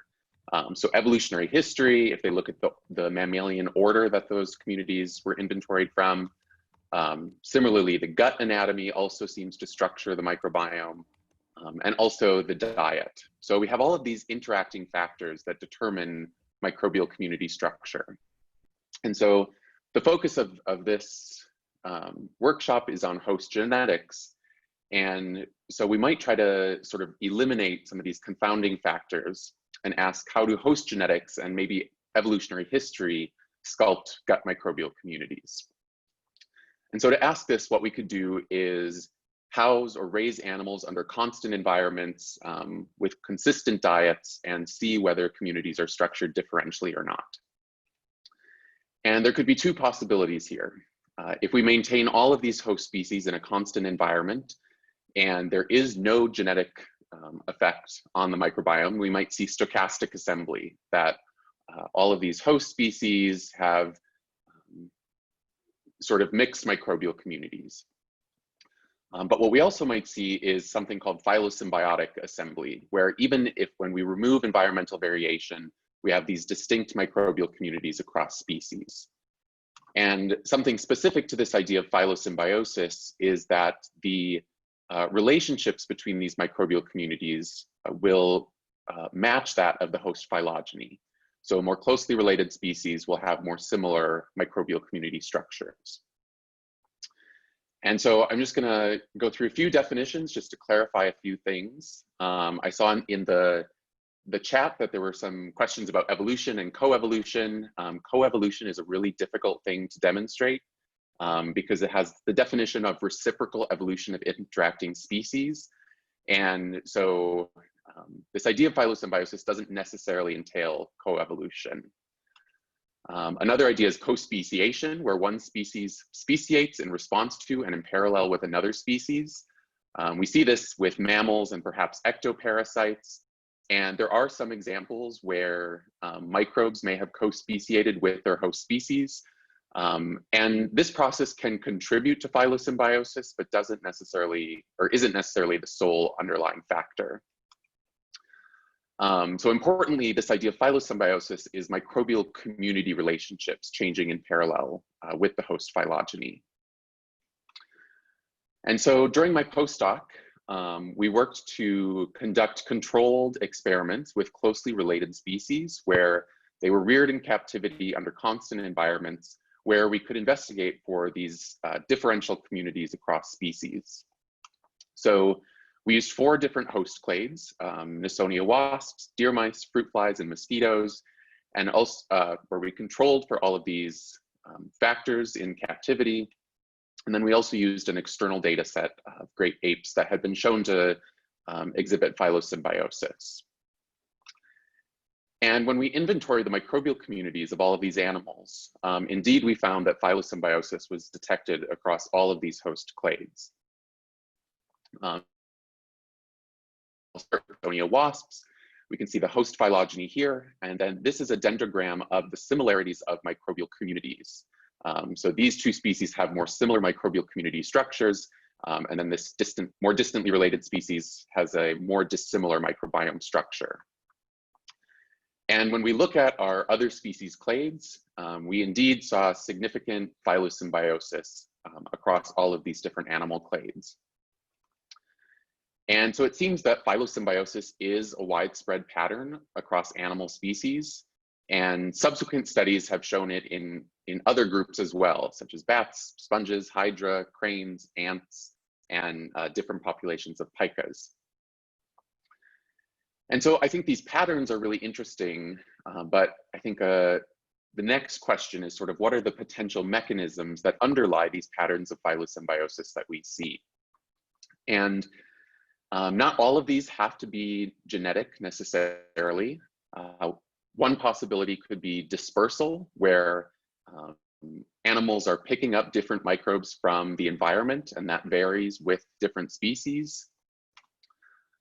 This is one that is probably most relevant to today's workshop, this idea of selection, where animals might have different immune markers or glycans on the gut lining that select for certain microbes to persist in the gut. There are also possibilities of ecological drift. This is sort of akin to the idea of genetic drift, but involves the random loss or gain of species. Diversification could also contribute to this. So this idea of microbes co-speciating along with their hosts. And I think it's really important to recognize that these factors can interact with one another. So just one example could be priority effects, where there could be initial colonization from mother to offspring of a certain microbe, and then that microbe modifies the environment and influences which microbes are able to colonize secondarily. And there have been studies that sort of show these interacting effects. So this study in 2017 that Karen was involved in showed that, or compared wild type zebrafish to zebrafish that had genetic knockouts that inhibited their innate immunity. And they housed them either solitarily, separated, but with the different genotypes housed separately, or mixed. And they found that when these genotypes were housed solitarily, they had very distinct microbial community structures. And so one might conclude a genetic effect on the microbiome. But when these genotypes were co-housed, those differences were lost. And so it seems like dispersal between individuals can sort of overwhelm this genetic difference in innate immunity. And these sort of interacting effects have also been recognized in mouse studies, where researchers might house knockout mice and wild type mice in separate cages. They find differences in the microbiome, but then actually if you co-house them, those differences are lost. And so I think it's important to think about the relative effects of host genetics and compared to some of these other factors, such as dispersal, drift, and these other ecological and evolutionary factors. And so my lab has been studying this in a few different model systems. Today I'm going to talk about just a few projects that we've done so far using Xenopus models. So far we've worked with 3 species, Xenophus laevis, Xenophus borealis, and Xenophus tropicalis. It is important to note that there's been some genome duplication in these species, but I think there's still a good system to ask some of these questions. So if the zebrafish and some of the mouse studies show that dispersal can overwhelm genetic differences in innate immunity and other factors, but what about the cumulative genetic differences that exist across species? And so we had one study that was conducted by Kendall Kohler. He's an undergraduate in the lab, where we started with tadpoles from these 3 Xenophus species.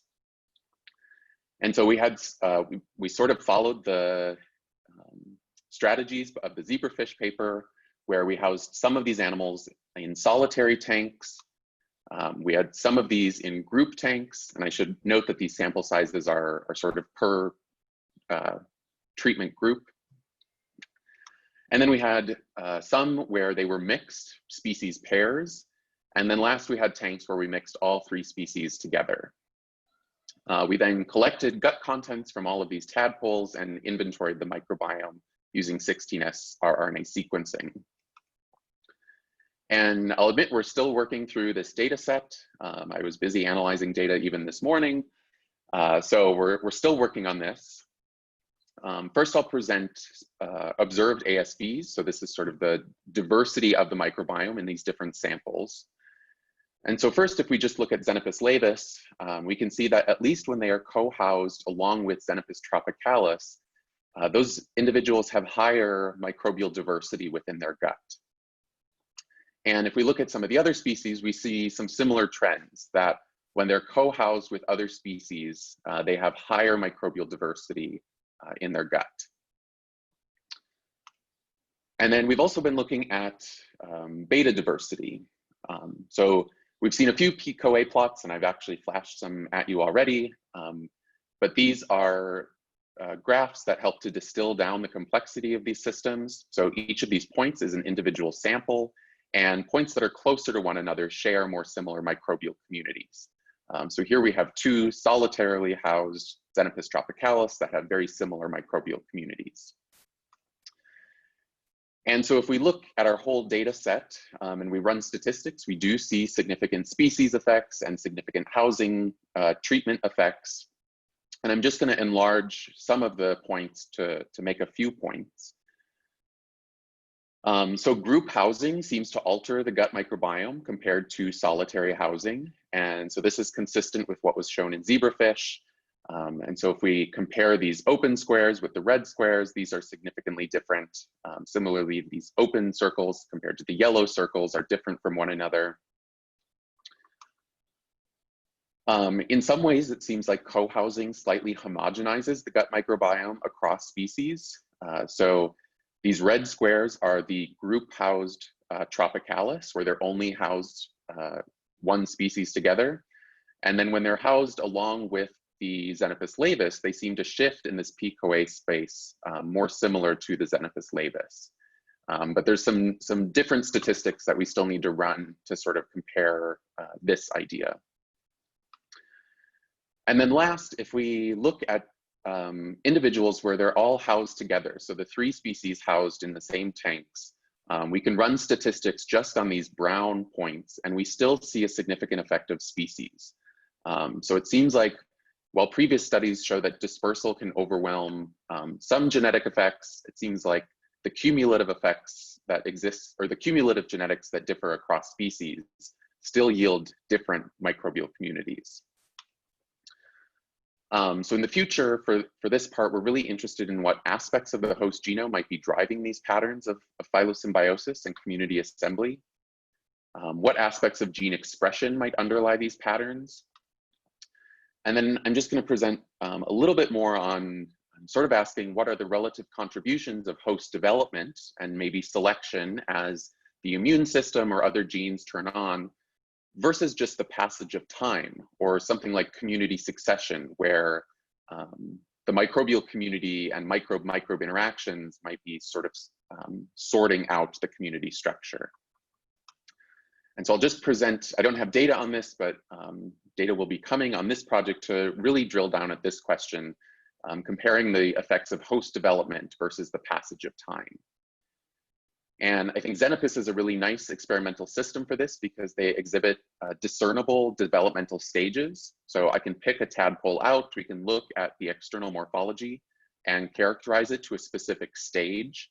And this doesn't exist for all experimental systems. And another nice thing is that they can be fed a constant diet for their entire life. So from tadpoles to adult frogs, we can give them the exact same diet. And so things like weaning or other diet changes don't confound these studies. And last, I think they're really nice because the developmental rates of amphibians are highly plastic. They can respond to predators, food availability, drying ponds, and speed up or slow down their development. And this is largely done through, well, first I'll say, so over time, we sort of see that tadpoles progress through these developmental stages. And this plasticity in the wild is driven by thyroxine. And you can actually add thyroxine to the development of animals. And so what we could do is design an experiment like this and then collect animals all on the same day to maybe compare the effects of development on microbiome structure. Or we could compare animals collected at the same developmental stage, but at different times to compare the effect of time. And so this graph represents hypothetical data, but we've actually finished a real trial doing this. So shout out to Jacqueline Adams. We were sort of right here around day 50 when all of the quarantine and shutdown happened. And so Jacqueline was very good. We had permission to continue this research. All we had to do was go in for about an hour a day to carry this experiment through. And so we can see this, we have guts collected from 268 tadpoles. We see a lot of variation in age, development, and then we actually added a delayed thyroxine treatment. So these orange triangles started the thyroxine treatment around day 50. And so we're going to inventory the microbial communities from this large-scale experiment. Our goals are to conduct RNA-seq and investigate for associations between gene expression and microbiome structure. And then way down the line, CRISPR-Cas9 has been developed in Xenopus. And so once we have some candidate genes, we can knock those out and look at the resulting community assembly in those individuals. And so in conclusion, I think multiple intra-species studies sometimes conclude modest effects of host genetics, but I think taking more comparative approaches might offer powerful approaches to uncover the role of host genetics and sort of other ecological and evolutionary processes that sculpt the gut microbiome. And so I'll just finish by acknowledging many lab members that contribute to other work as well as this project. And I probably don't have time for questions, but I'll be happy to answer some of them in the chat. Okay, great. Thank you so much, Kevin. And I think you've already got some really good questions in the chat there, like you say. I think we'll move on to our next speaker, who will be Cara Haney, and we'll be bringing the plant microbiome into the discussion.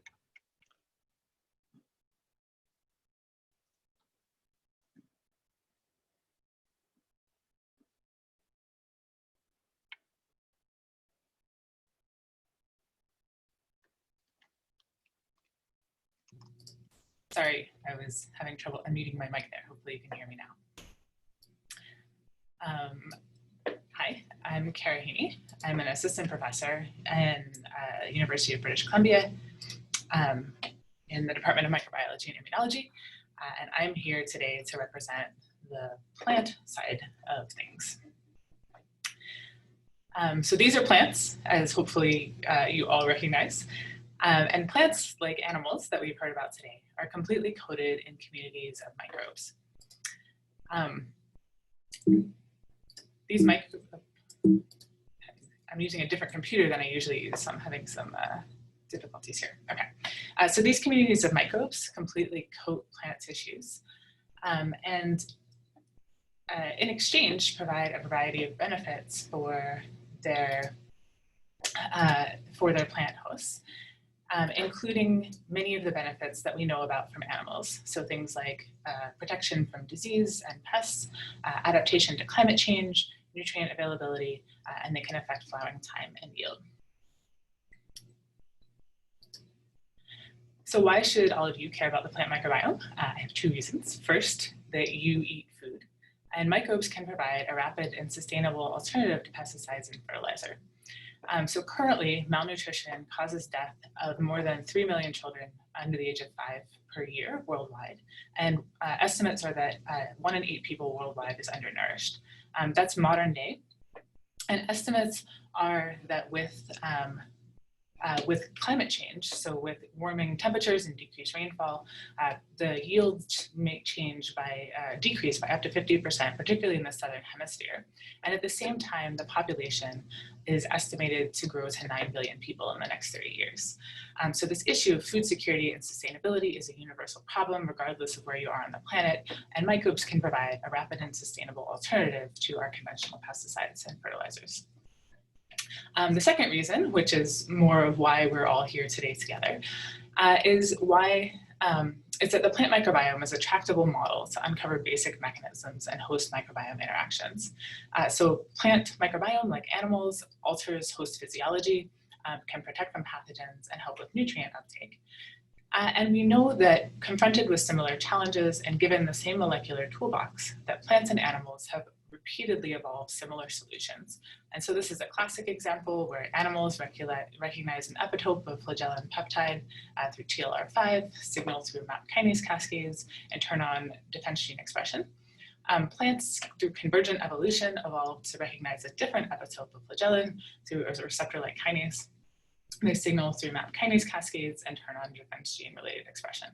And so what we learn about these themes in plants and animals can often be translated across organisms. So my lab focuses on the rhizosphere microbiome. Rhizo means root, and so these are the below ground communities that associate with plants. The soil has about 10 to the 6 bacteria per gram. And the rhizosphere, because plants fix carbon from the atmosphere and turn it into sugars, they represent an increase in nutrient availability for microbes.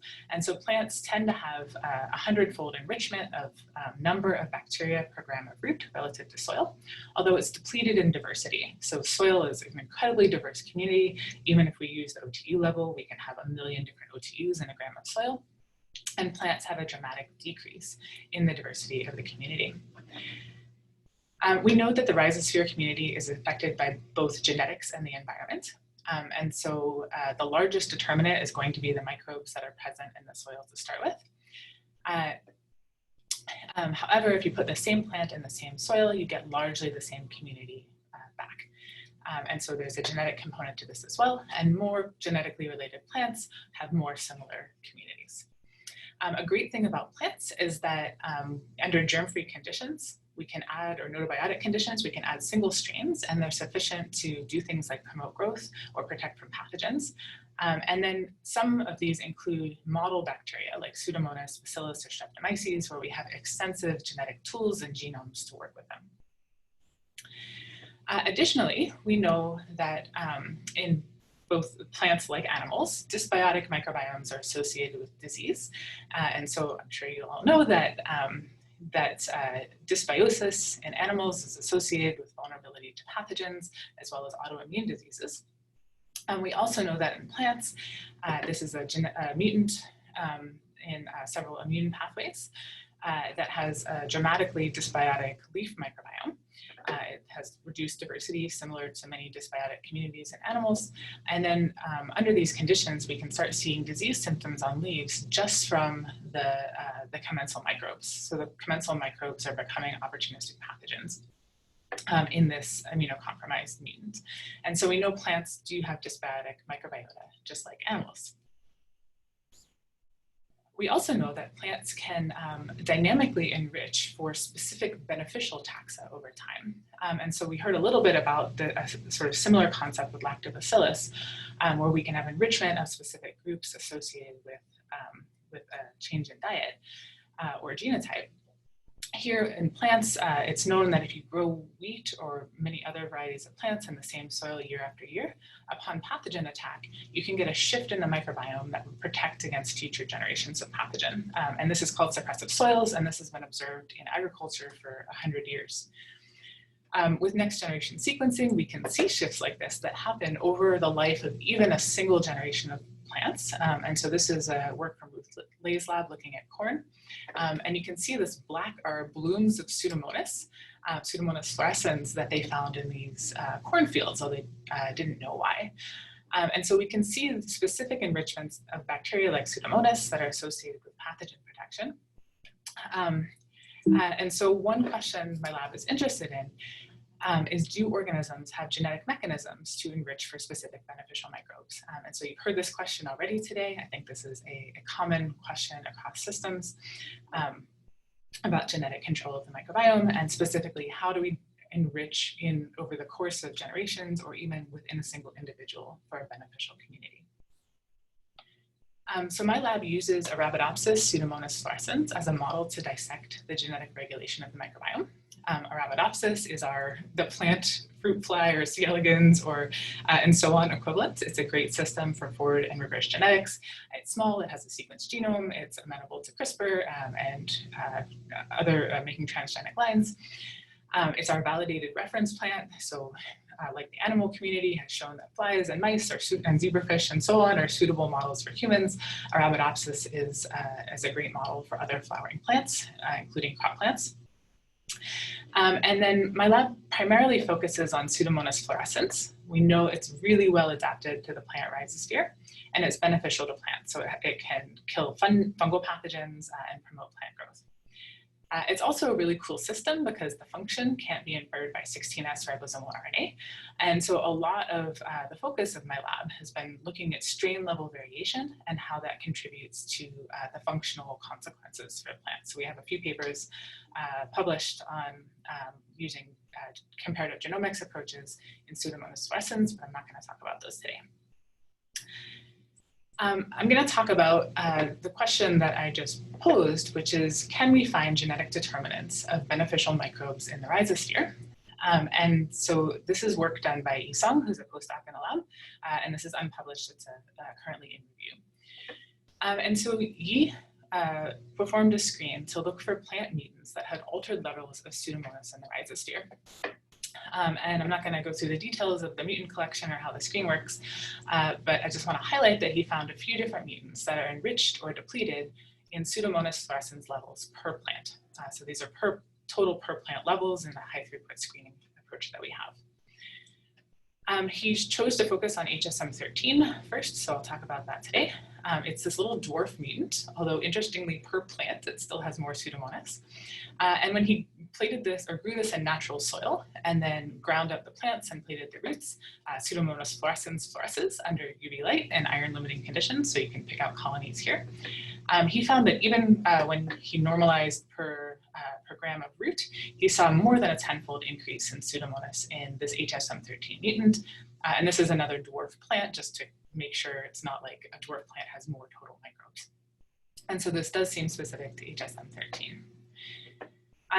He sequenced the microbiome in natural soil. And as previously has been shown, the plant rhizosphere is very different from bulk soil. So here's our principal coordinate plot. We have a huge amount of the variation explained just by soil versus the plant rhizosphere. But we do see a clear separation of these genotypes.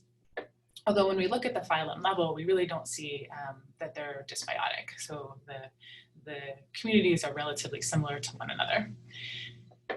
When we looked at families that were significantly different, we found that it's pretty specific to Pseudomonas. So we do see some significant shifts in other families, but the Pseudomonidaceae are really what is most dramatically different between HSM13 and our wild type plants.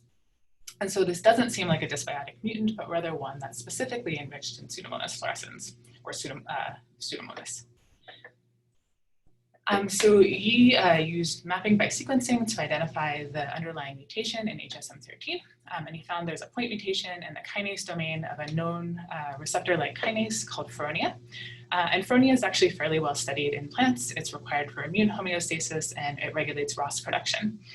And so actually about a decade ago, a group, Alice Chung and Henman Wu's lab at UMass found that Feronia interacts with a ROCK GTPase to regulate NADPH oxidase, which directly produces ROS. And so we hypothesized that this might be the pathway that's inhibiting Pseudomonas fluorescens. And so Yi worked with a very talented microscopist postdoc in the lab, David Toms, who used a dye that fluoresces in the presence of reactive oxygen, and to look at whether ROS production correlated with Pseudomonas levels. And he found that indeed HSM13 has way lower fluorescence, indicating less ROS using this dye. We found Pseudomonas suppresses ROS production in both wild type and HSM plants, and HSM with the Pseudomonas has really dramatic decreased ROS, suggesting that at least ROS correlates with, or inversely correlates with Pseudomonas levels. And so to test whether this pathway was controlling Pseudomonas,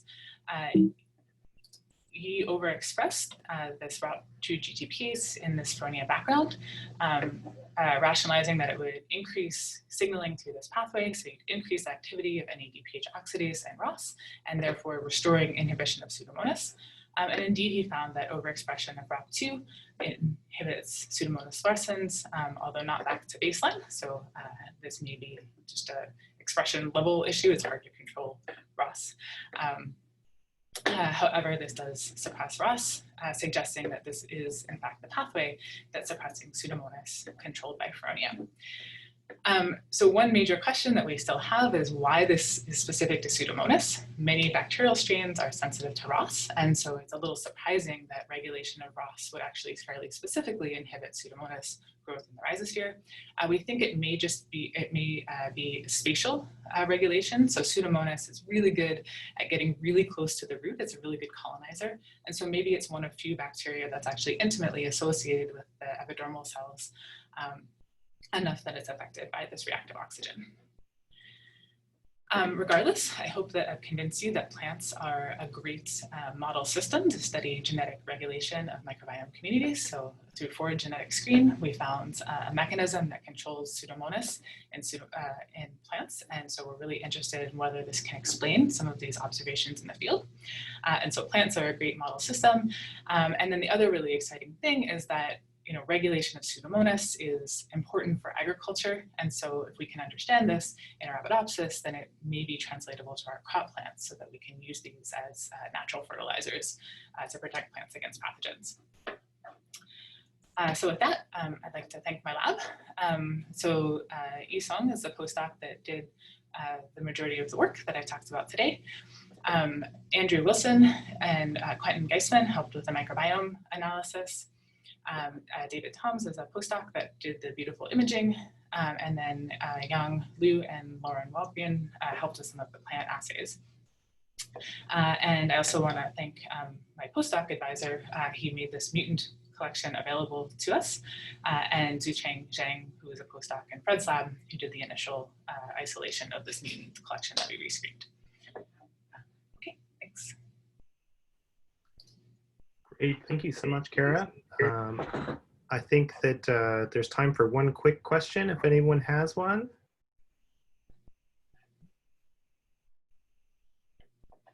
In the chat. I can just keep an eye on it. So it says there are many species of Pseudomonas in the soil. Any idea why Pseudomonas fluorescens has this association? Yeah, that's a question we're really interested in general. Pseudomonas is a great at being host associated. So it comes up in many of the microbiomes that you've heard about today, including C. elegans. And so we think that Pseudomonas may, as a genus, have evolved host association before it actually specialized to plants or humans or so on. Because right within Pseudomonas, we have syringae that are plant pathogens, we have commensals, we have opportunistic pathogens like aeruginosa. And so that's a project of Christina Weissman and Jesse Zhang in our lab, looking at sort of host association across species or across host species in Pseudomonas. Well, that sounds really cool. Thank you again, Cara. And So we'll now move on to our last talk, which is Michael Johnson, who is going to talk about the elephant in the room, the microbes, here and in these importance and their interactions with hosts as well. So Michael.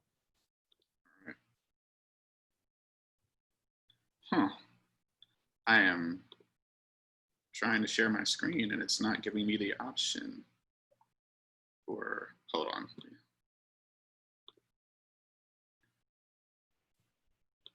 Sorry about this, everybody. Just give me 1 second.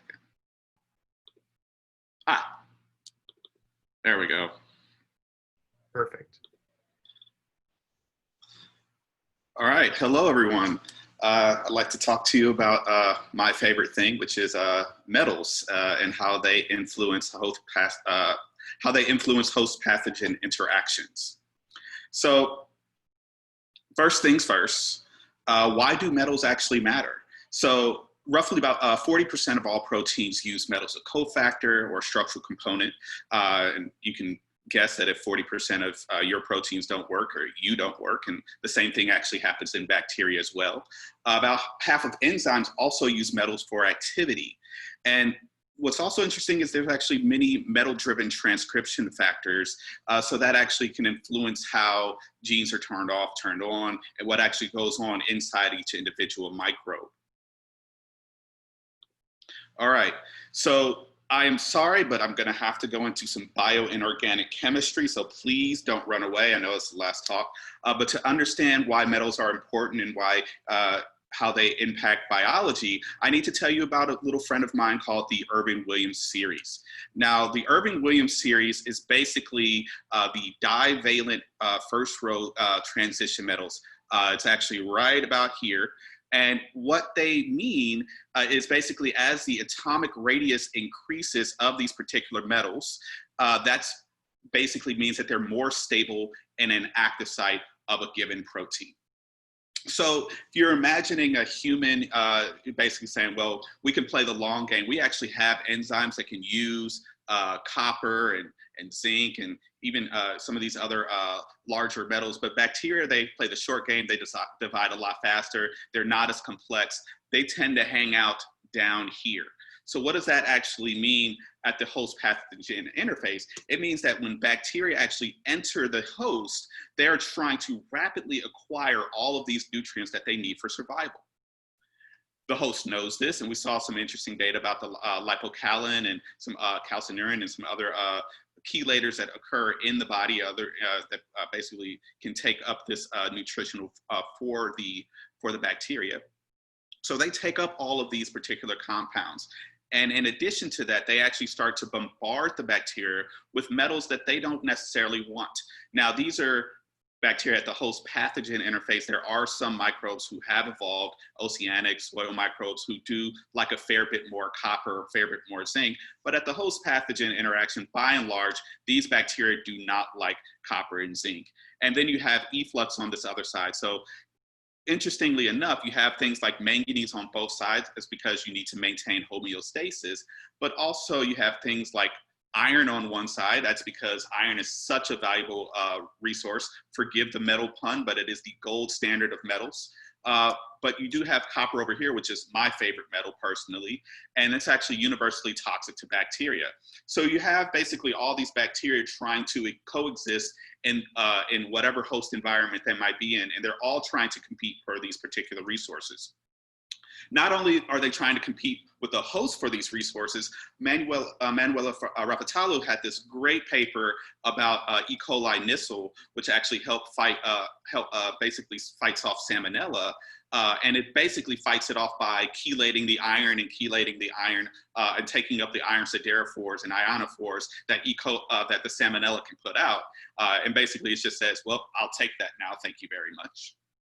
So there's this fight with the host for metals as far as a nutrient, and there's also a fight with each other. And that can basically mean a lot of things for each individual bacterial niche. But if we're to understand how these metals affect the group as a whole, we also need to understand how these metals affect the individual. So forgive me, but I'm going to actually zoom into one specific pathogen here, and that's actually Streptococcus pneumoniae. And I really want to kind of like dive into just how that particular bacteria can overcome various metal stress as a proxy for how other bacteria in a community can as well.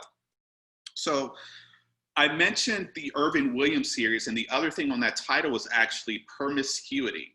So metal binding is quite promiscuous. Calcium can bind where manganese is. The copper can actually displace different metals. And once that actually happens, if one metal can displace a given pathway, then all these backup systems, if they have them, are now turned on. So you basically have this huge genetic cascade that happens just because one protein may or may not have gotten mismetallated. And now it's interacting not only with its inside of the interactions with individual proteins and pathways inside the bacteria change, but also on a global scale with potentially the other bacteria that are in the environment.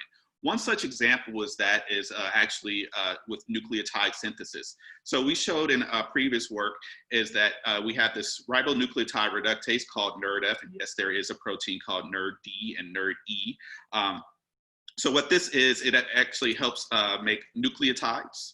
And then copper can actually come in and displace that via something called mismetallation. So that has to do with that promiscuity again. So what happens here is copper is much more stable in this particular active site of this enzyme. And because it's more stable in that enzyme, that enzyme is not going to turn over as much to make these nucleotides. So in essence, you have a large pool of nucleotides that goes down to a trickle. And like I said before, you actually kick up some of these alternative pathways. We see an anaerobic pathway. This is actually the aerobic pathway. We see the anaerobic pathway actually turned up. So how does an individual bacteria actually try and get rid of copper? Well, it turns out that the copper export system is actually conserved among all the bacteria. So they all have different ways of doing it. There's more of a gram-negative version and there's a gram-positive version. This is actually the gram-positive version. But what ends up happening is you have metals that can come in. I showed you on the other slide that there's not really a known copper import system, but there is a copper export system, which is displayed here. We have this COP-Y, which is this, it binds to this DNA element, which is an operator because it's actually a repressor. So COP-Y is the repressor. What ends up happening is it turns on this particular operon. You make this CUP-A protein, which is a chaperone, and also you make some of this copper exporter, and they actually bind to this particular membrane and kick out copper. So that's basically the system that we're working in to just try and understand how the bacteria starts to get rid of copper in a copper toxic environment. And this is, like I said, this system is conserved in bacteria. So what's very interesting about this is if we knock out that particular COP-A protein, if we knock out that export system, we can actually take these mutations and put them into bacteria, put them into the mouse model, and we get 100% survival of that COP-A mutant. Tiger 4 is just the serotype of Streptococcus pneumoniae that we're dealing with. There's about, actually they just discovered the 100th serotype of Streptococcus pneumoniae. Think of that as it's based on the capsule, which is this outside sugary layer. Think of that as kind of the clothes you wear. The pneumococcal vaccine is actually based on the capsule type. So that means that based on the best vaccine that we have for pneumococcus, there's still 75 strains that are serotypes that are not covered. What also is interesting in this slide that I'd like to point your attention to is when we make a knockout of this particular COP-Y protein, it actually has higher virulence. So what we see here is if we basically have that operon on, it actually conveys more virulence in the mouse model. And it's actually, this pathway is also needed for colonization. It's not by much, but it is a little bit more. It is at least greater than or equal to wild type. So how does the repressor work? And this kind of gets into how mismetallation and the promiscuity goes. We have this electromobility shift assay, and basically that you can run DNA and stain it. And if it binds to something, it doesn't shift as much. So we have our DNA, you add our protein, it shifts up. you add copper, so we know it binds copper, it shifts back down, and then you add that chaperone, which can kind of chelate that copper away and kick it off to the exporter, and it shifts back up. What's very interesting here is we actually added zinc to this particular protein, and it actually clamps down on the DNA. So it clamps down on these repressors. The repressor clamps down on these operators. Fluorescence polarization is just a binding a technique to measure binding. Think of when an ice skater's doing her turn, she has her arms out, and all of a sudden as she brings her the arms in, she starts spinning faster. We can detect that spin when things actually bind, like when a protein binds DNA, and in detecting that spin, we can actually spit out a KD. So kind of the genetic approach here, could that COP-Y be a master regulator? So the support for this was, there's this sequence here, this T or G ACA and TGTA. It occurs, the chances of it occurring is 32,000 of the genome, 1 in 32,000. We know that other bacteria in the Lactococcus genus, that repressor does bind other places there. And we also know that there were more than 10 genes or operons that were upregulated under copper stress, which I actually used this hypothesis to apply for jobs and grants. So you can maybe guess what happened, so don't get ahead of me quite yet. So we actually use this thing called octet, which is SPR on a pin, but upside down. So you basically have your loading here, you have your binding of DNA here, and then disassociation. So, I'm guessing I'm caught some of you off guard. You weren't really expecting a biophysics talk, but here we are. We have basically 2 sites here. So what ends up happening is that repressor that I told you about has a specific place in the DNA that it binds to regulate that operon. And those are called operators, and it binds, this particular genome has 2 of them. So the question is COP-Y a master regulator? So we took all those sites that we were interested in, and what ended up happening is it didn't bind a single one of them, which meant that we had to go back to the drawing board about what was actually happening with that individual protein. And for this, I love to tell the story because I really like to tell people you are not defined by your hypothesis. Things happen, you move forward, you learn, you continue to publish. So what we did was we actually looked more about that operator. We actually started adding bases to both sides, and we ended up finding that this kind of new consensus operator site for this particular repressor. And there's quite a number of repressors in this family, in the gram-positive. We actually recombinantly made a number of proteins to really test this out. So why does this matter? Well, there are antibiotic resistance repressors that actually bind to this particular sequence as well. It changes how we look at gene activation or gene repression, and that could always influence a community. So I kind of told you where COP-Y is in the bacteria, and here's the meme that I told you about earlier, if you were looking on, when we were talking about this on Twitter a little bit. But the other thing is, we also told you who COP-Y was and kind of what it is, but now we want to actually know why is COP-Y. So why is this particular copper operon so guarded if COP-Y is 1? The exporter is necessary for virulence, but also having it stay on is not detrimental to, having the operon stay on is not detrimental to infection. So what is it doing? Is it guarding against other microbes in the environment? That's something that, if you're interested in a postdoc, we'd love for you to come and test out. But if not, I hope you enjoyed the metallo rabbit hole, and I hope you consider that when you're looking at some of these microbial communities and environments, because it not only plays a factor in how they communicate with each other, it also plays a role in how you can isolate some of these particular microbes from their communities, because you have to know exactly what the components of their environment are. So one thing I wanted to also share is I started this maybe 17 days ago. It's actually been moving lightning quick. It's called the National Summer Undergraduate Research Program. And what we do is, I saw that there were a number of people missing out on summer research opportunities. And I know that those summer research opportunities are really important for moving forward to applying for graduate school. So I decided to see if we could do something about that. And we have a matchmaking program that basically matches mentor and the microbial student, and we're looking at Black and Indigenous people of color as they are the most affected in this particular process. So what we're doing is we're matchmaking them. We're going to provide them with a platform to actually present their material. We're going to have a professional development and seminar series to kind of help also enrich them, which would be open to others, not just the people of the undergraduates or mentors in the program.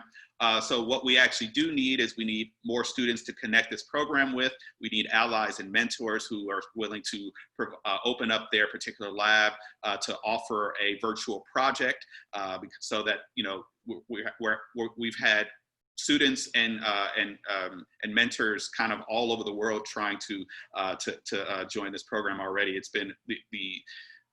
been really outstanding, the support that the community is really starting to give these, well, not starting, but continuing to give these students. We also need ideas on how to make this sustainable as COVID is not going away. So with that, I'd like to thank the postdoc and graduate student who did a lot of this work, some of my collaborators and work that I didn't present today, funding sources, and that's what I have for you today.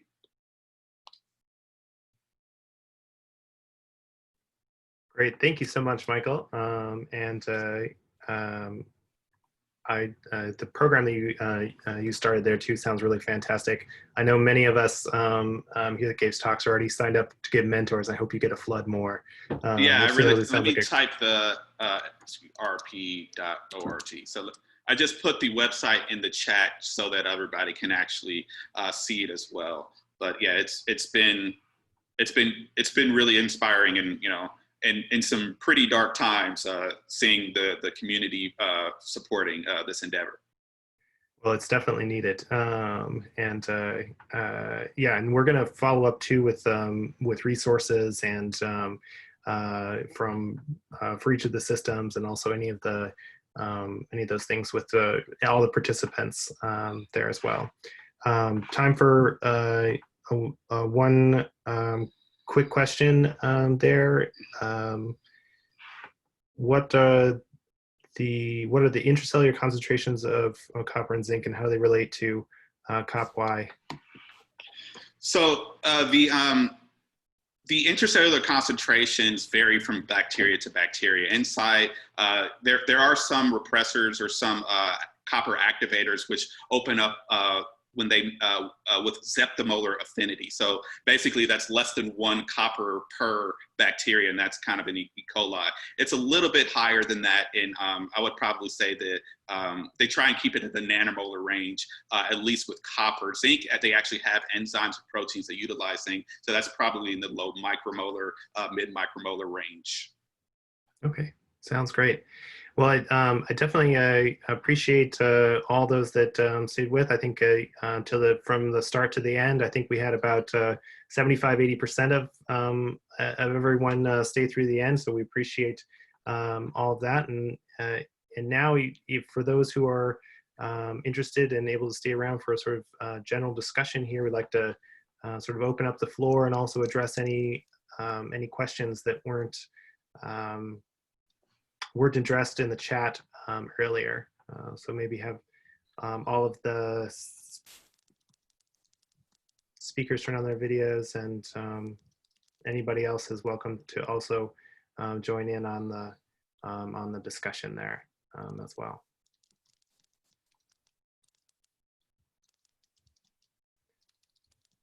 I will say, Michael, your talk got me thinking to go back and look at results in humans for things like iron homeostasis GWAS. Like, are some of those genes also enriched? I don't think we specifically look for those in any of our GWAS, so I might go back and see if there's any hits there. It could be interesting. Yeah.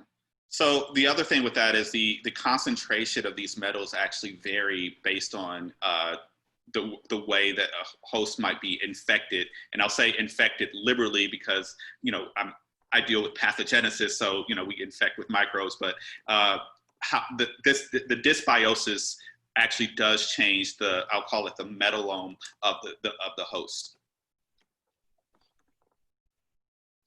Yeah, and specifically connecting with Cara's story, the redox state will really change the metallome, as you say. Yeah, copper and iron both are redox active. They're like kind of the two biologically relevant redox active metals. So based on if they're outside of a cell, inside of a cell, kind of near the edge of your nose, deep in your blood, you know, they're going to have a different state. So that's going to change the proteins that they interact with. That's going to change the bacteria that can utilize them, and also, therefore, also the general community as well. Yeah, no, I think that there's a lot of themes across the host systems of both modulating the microbiome from a metabolic or nutritional perspective, immune perspective, nutritional immunity. Here, what you're talking about was sort of sequestration of metals and so forth, and partitioning metal stores. I mean, it's sort of at the interface of those different approaches. I mean, certainly it's important in C. elegans as well for different models of pathogenesis as well. I imagine it's true across several systems there as well. I was curious, Karen, for your, because this is the first I'd heard of the MACA. I'm blanking now on what the acronym was called there, but I think that seems really compelling for thinking about how. Because you maybe made it up this morning. No, probably more. But I think it's really compelling for thinking about how microbes interact and how those interactions, those factors, may have almost, if I understood it correctly, off-target effects on the host in some ways. Is that correct? Yeah, and some of this thinking was informed by thinking about how microbes compete for these micronutrients like metals. And then we see these host proteins that also have these very profound immunomodulatory effects, but are also are fundamentally metal sequestration factors. And so part of our thinking came from, we actually identified a protein from Aeromonas, a secreted protein that was also a totally novel protein called AMA, that when we saw the structure of it, we found that it's structurally similar to lipocalin.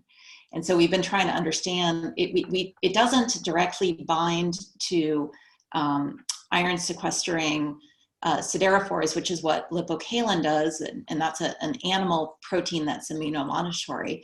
But it still has a structure that sort of suggests it might be involved in sequestering some kind of essential small molecule. And that got us thinking about how there's these battles between host and microbes that really kind of play out microbe battles for nutrients, and that host tissue, to sense those types of conflicts as a way to inform on the presence of microbes. So if you have a really, very active microbial community resident on your tissue, you're going to sense it as this activity that's kind of actively seeking out metals, for example. So that's some of the ideas that inform this MACA hypothesis that we've been exploring. Yeah, no, that's really cool. I think it's really compelling and likely to be broad across systems. I mean, it seems like, Cara, you were starting to allude to some of these mechanisms that Pseudomonas species can utilize across systems in some ways. Maybe there are parallels between those approaches with the MACA in plants as well. Yeah, one of the two component systems that we're studying actually controls zinc tolerance, among many other things. And it seems to be required for virulence in Pseudomonas aeruginosa and a mouse abscess model, as well as colonization of the rhizosphere. And yeah, so we don't know if the zinc tolerance is what it's doing that's ultimately resulting in survival in these environments. But yeah, there's sort of these intimate links between pH and ROS and metals that may be sort of universal across living things that have immune systems. And then also microbes that have to compete for metals that might be limiting. I'll also just note, I saw in the chat that Federico was saying that a region of the mouse genome he found associated with particular microbes is the jes-dermins, which are important immune proteins that target and disrupt membranes. And another activity we've been really interested in is bacterial secreted proteins that target membranes, but can also have collateral damage on eukaryotic membranes. So the sort of idea that monitoring membrane integrity, whether it's being attacked by microbial products or host products, could be really informative for shaping tissue responses, and that there are important ways in which the inflammasomes and other innate immune pathways monitor membrane integrity. So I was really excited to see Federico's link there.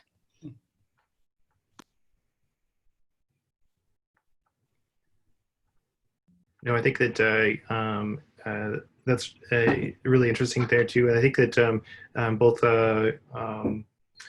from a immune perspective as well, and both Cara and I think that and Kevin also brought up the notion of sort of convergent evolution of similar functions that are you see important and rising across different animals. Kevin, I was wondering whether or not some of that sort of complicates the sort of signal and sort of these phylogenomic approaches, and maybe in being able to just trying to think about how we relate across systems, different functions, different ways of regulating the microbiome, different ways in which the microbiome regulates our animals in that regard.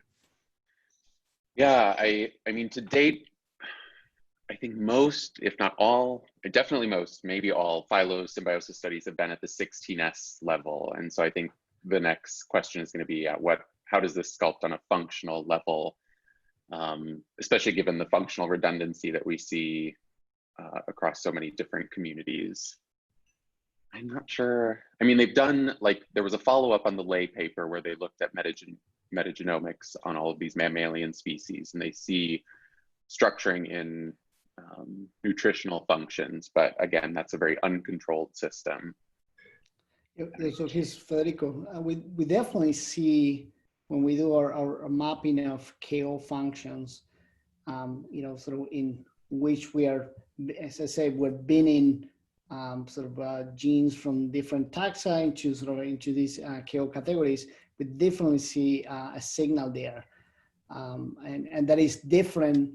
Sort of the regions that we see in the host genomes where these are mapping are definitely different from what we see for the taxa itself. So it seems that these functions are selected, are being actively selected by the host.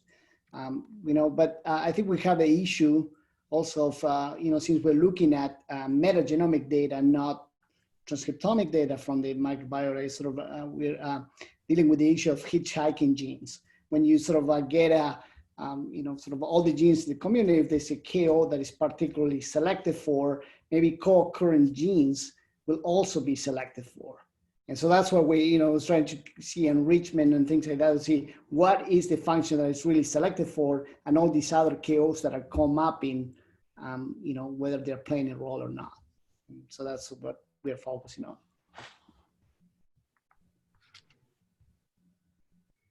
And I imagine the same is true with Emily in the cohorts with you were mentioning sort of the shared signals or overlapping signals between some of the diversity outbred models in mice with signaling to acromantia and the like. I wonder whether or not those are distinct enough that they could be, similar functions, similar products being, so on the microbe side or on the host side that are mediating those interactions. I don't know what types. So, acromantia is a butyrate producer, for example. Is this just a butyrate signal and the like that is an important signal of a general class of bacteria that need to be keyed into and thus recruited in that regard. Well, the only feature that we see co-mapping with Akkermansia, we actually measure short-chain fatty acids. There are thousands of different metabolites that we quantify in this cohort, and so I didn't go through the whole data set because in part we're mining through the data yet still, and things, but the only feature that we see co-mapping with Akkermansia are these ornithine lipids, and the data is really, really strong.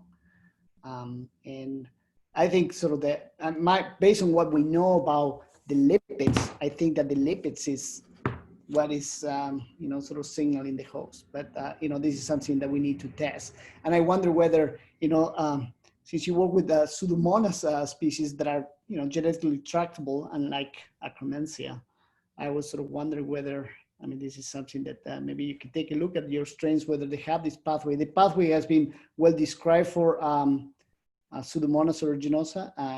In Akkermansia, we think we have identified some genes, but whether it's important for colonization and resilience in the host, persistence, sorry, in the host. Yeah, I know with our system in C. elegans, we've genome sequenced, I think, just around 20 different Pseudomonas strains of different types that colonized the C. elegans gut. I don't know right offhand if any of those have the genes you're talking about, but I think that would be interesting to. I'd be happy to share some what those information about those. Yeah. They're definitely don't have it all important cataloged in. They're definitely important for this for the rhizobia to colonize roots. Yeah, well, that's interesting. Maybe there's they haven't come out of your screens of Pseudomonas fluorescens, Cara. I'm not sure. I'd have to. You don't know that by heart either. Oh, okay. Yeah, that would be interesting for sure.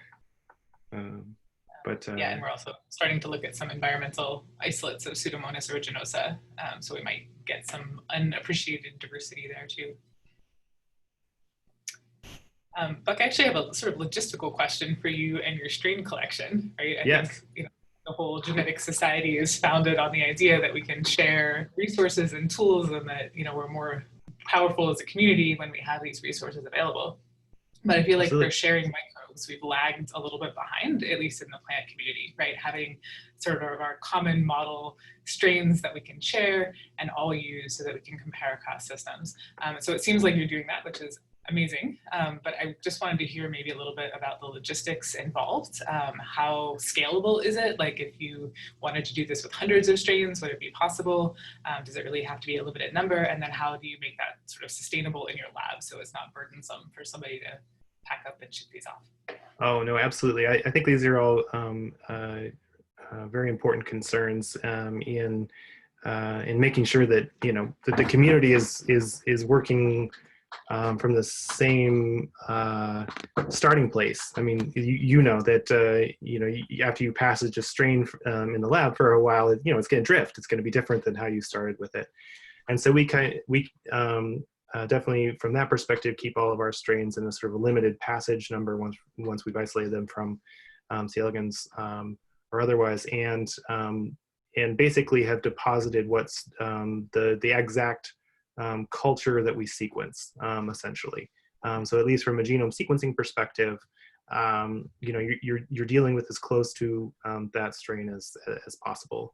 Within the C. elegans community, we're lucky to have a really great genetic stock center that is at least for the smaller community that we have, the 12 strain community, they're happy to distribute that for us and to anyone that has one. I think there's at least that I know of, there are at least 30 or 40 labs that are already using that collection. It's been there for the last 9 months or so.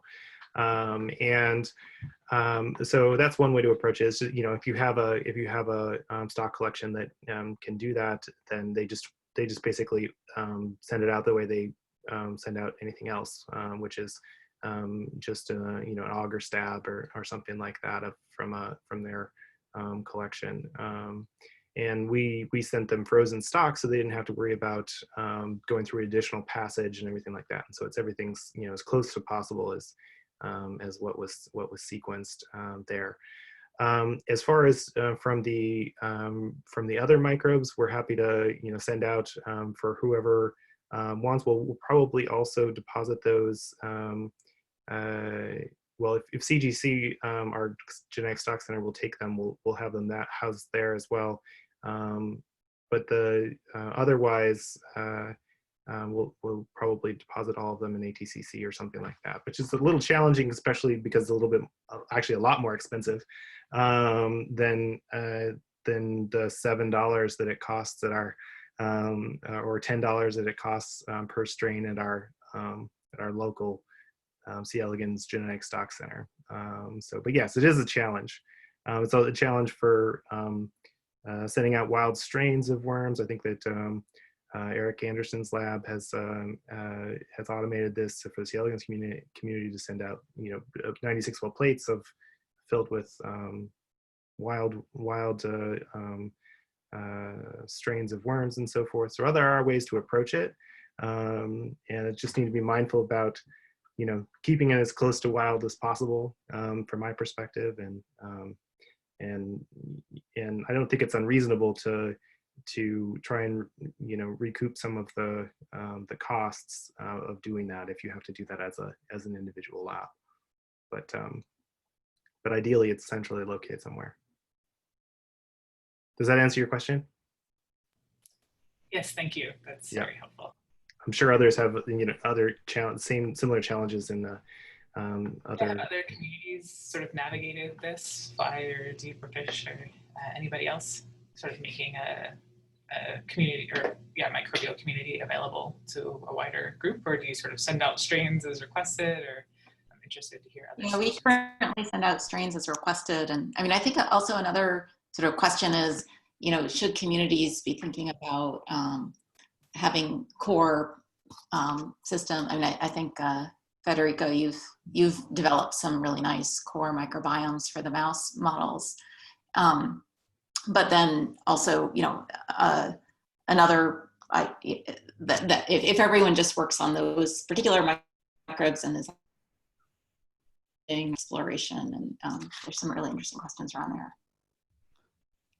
Yes, unfortunately for the mouse community, everybody's using the core sort of set of species that they think, you know, is the best for, you know, the questions that they're asking, and there's not a unified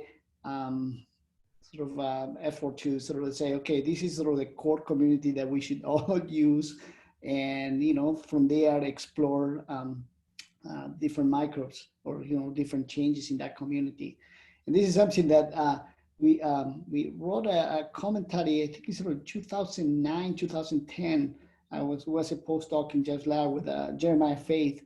So we were interested in using these synthetic communities of microbes in autobiotic systems, and sort of say how you approach this, you know, this issue, how you share these complex communities of 100, 200 species, you know, with other labs, and you make them freely available. And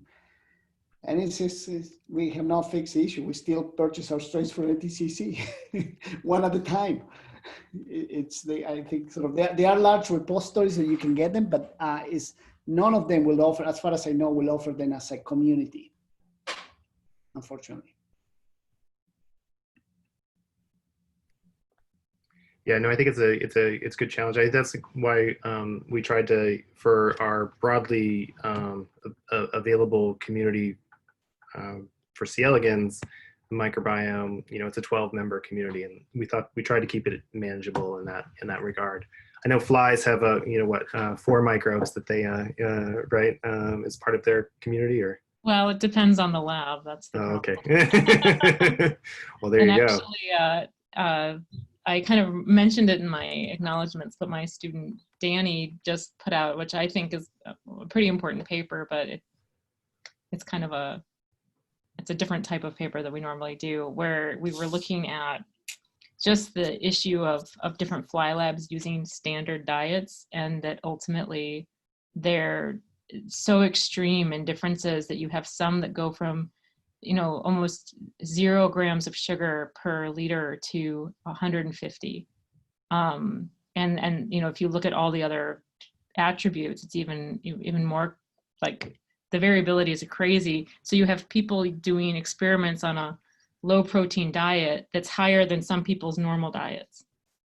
Wow. And so you can imagine if you're then trying to put one community into all of those, you know, we have, if we're going to do a standardization, and I think you can argue, is that biologically meaningful, right? In terms of, if you think of how we as humans all eat different diets. Obviously, for certain questions, the more control we can put possible, but if diet is also a variability, you know, a variable in these experiments, and we're all doing different things, and some of the studies aren't even reporting what they're using for diet. They just say they use a standard diet. It can be complicated, but I mean, in the fly community, we've talked about this, whether everyone should be using the same community. I think it depends on what your question is. But everyone at this point has been very open about sharing at least the communities with everyone. That's and great. We also haven't even gotten into, in the fly community yet, a lot of strain variability, of which it's obvious that we have strain variability in our own labs, let alone my lab to the person next door to versus the person, you know, in Korea, South Korea. So. You mean from a microbe strain variation perspective, or both?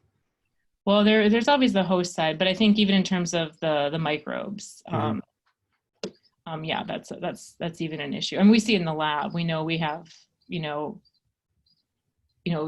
just even different morphotypes of the same strain, and so we're trying to get a handle on that. And so it's you know, even if you say we have 4 species, you know, it's probably my 4 species are very different than the 4 species of someone else. So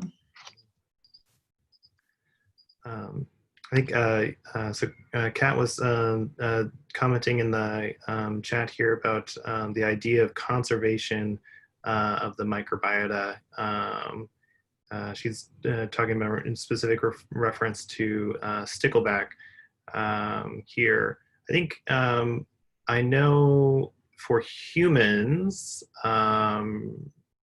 maybe, and also, I mean, there's a few efforts around to sort of collect microbes from people all around the world from a conservation perspective. But I don't know if there is a role or an effort to do that for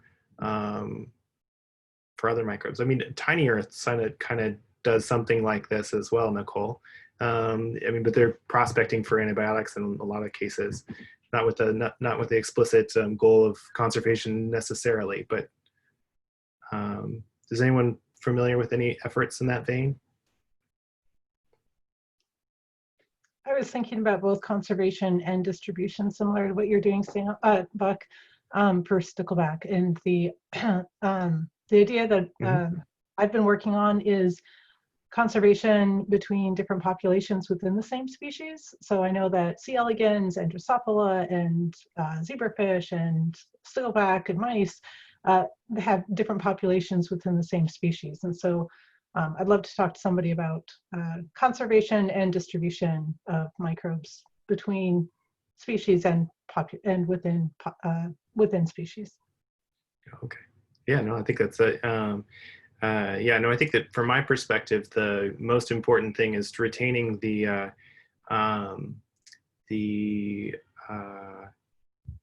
wildness, if you will, of the microbes as much as you can. I don't know. I feel like passaging them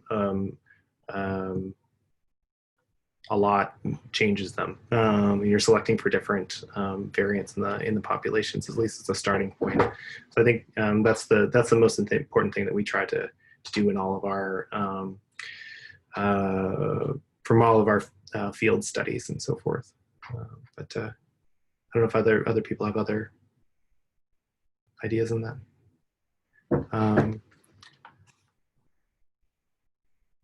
And I was just checking the chat here. for other points or for parting thoughts, themes across. I think that one thing we haven't really talked about because that much being a genetics workshop is really how do you make these comparisons from a genetic perspective across these model systems. I think that there are worm mine, fly mine, other architectures for comparing the host genes, even know whether or not you're talking about, so just talking about from the host perspective.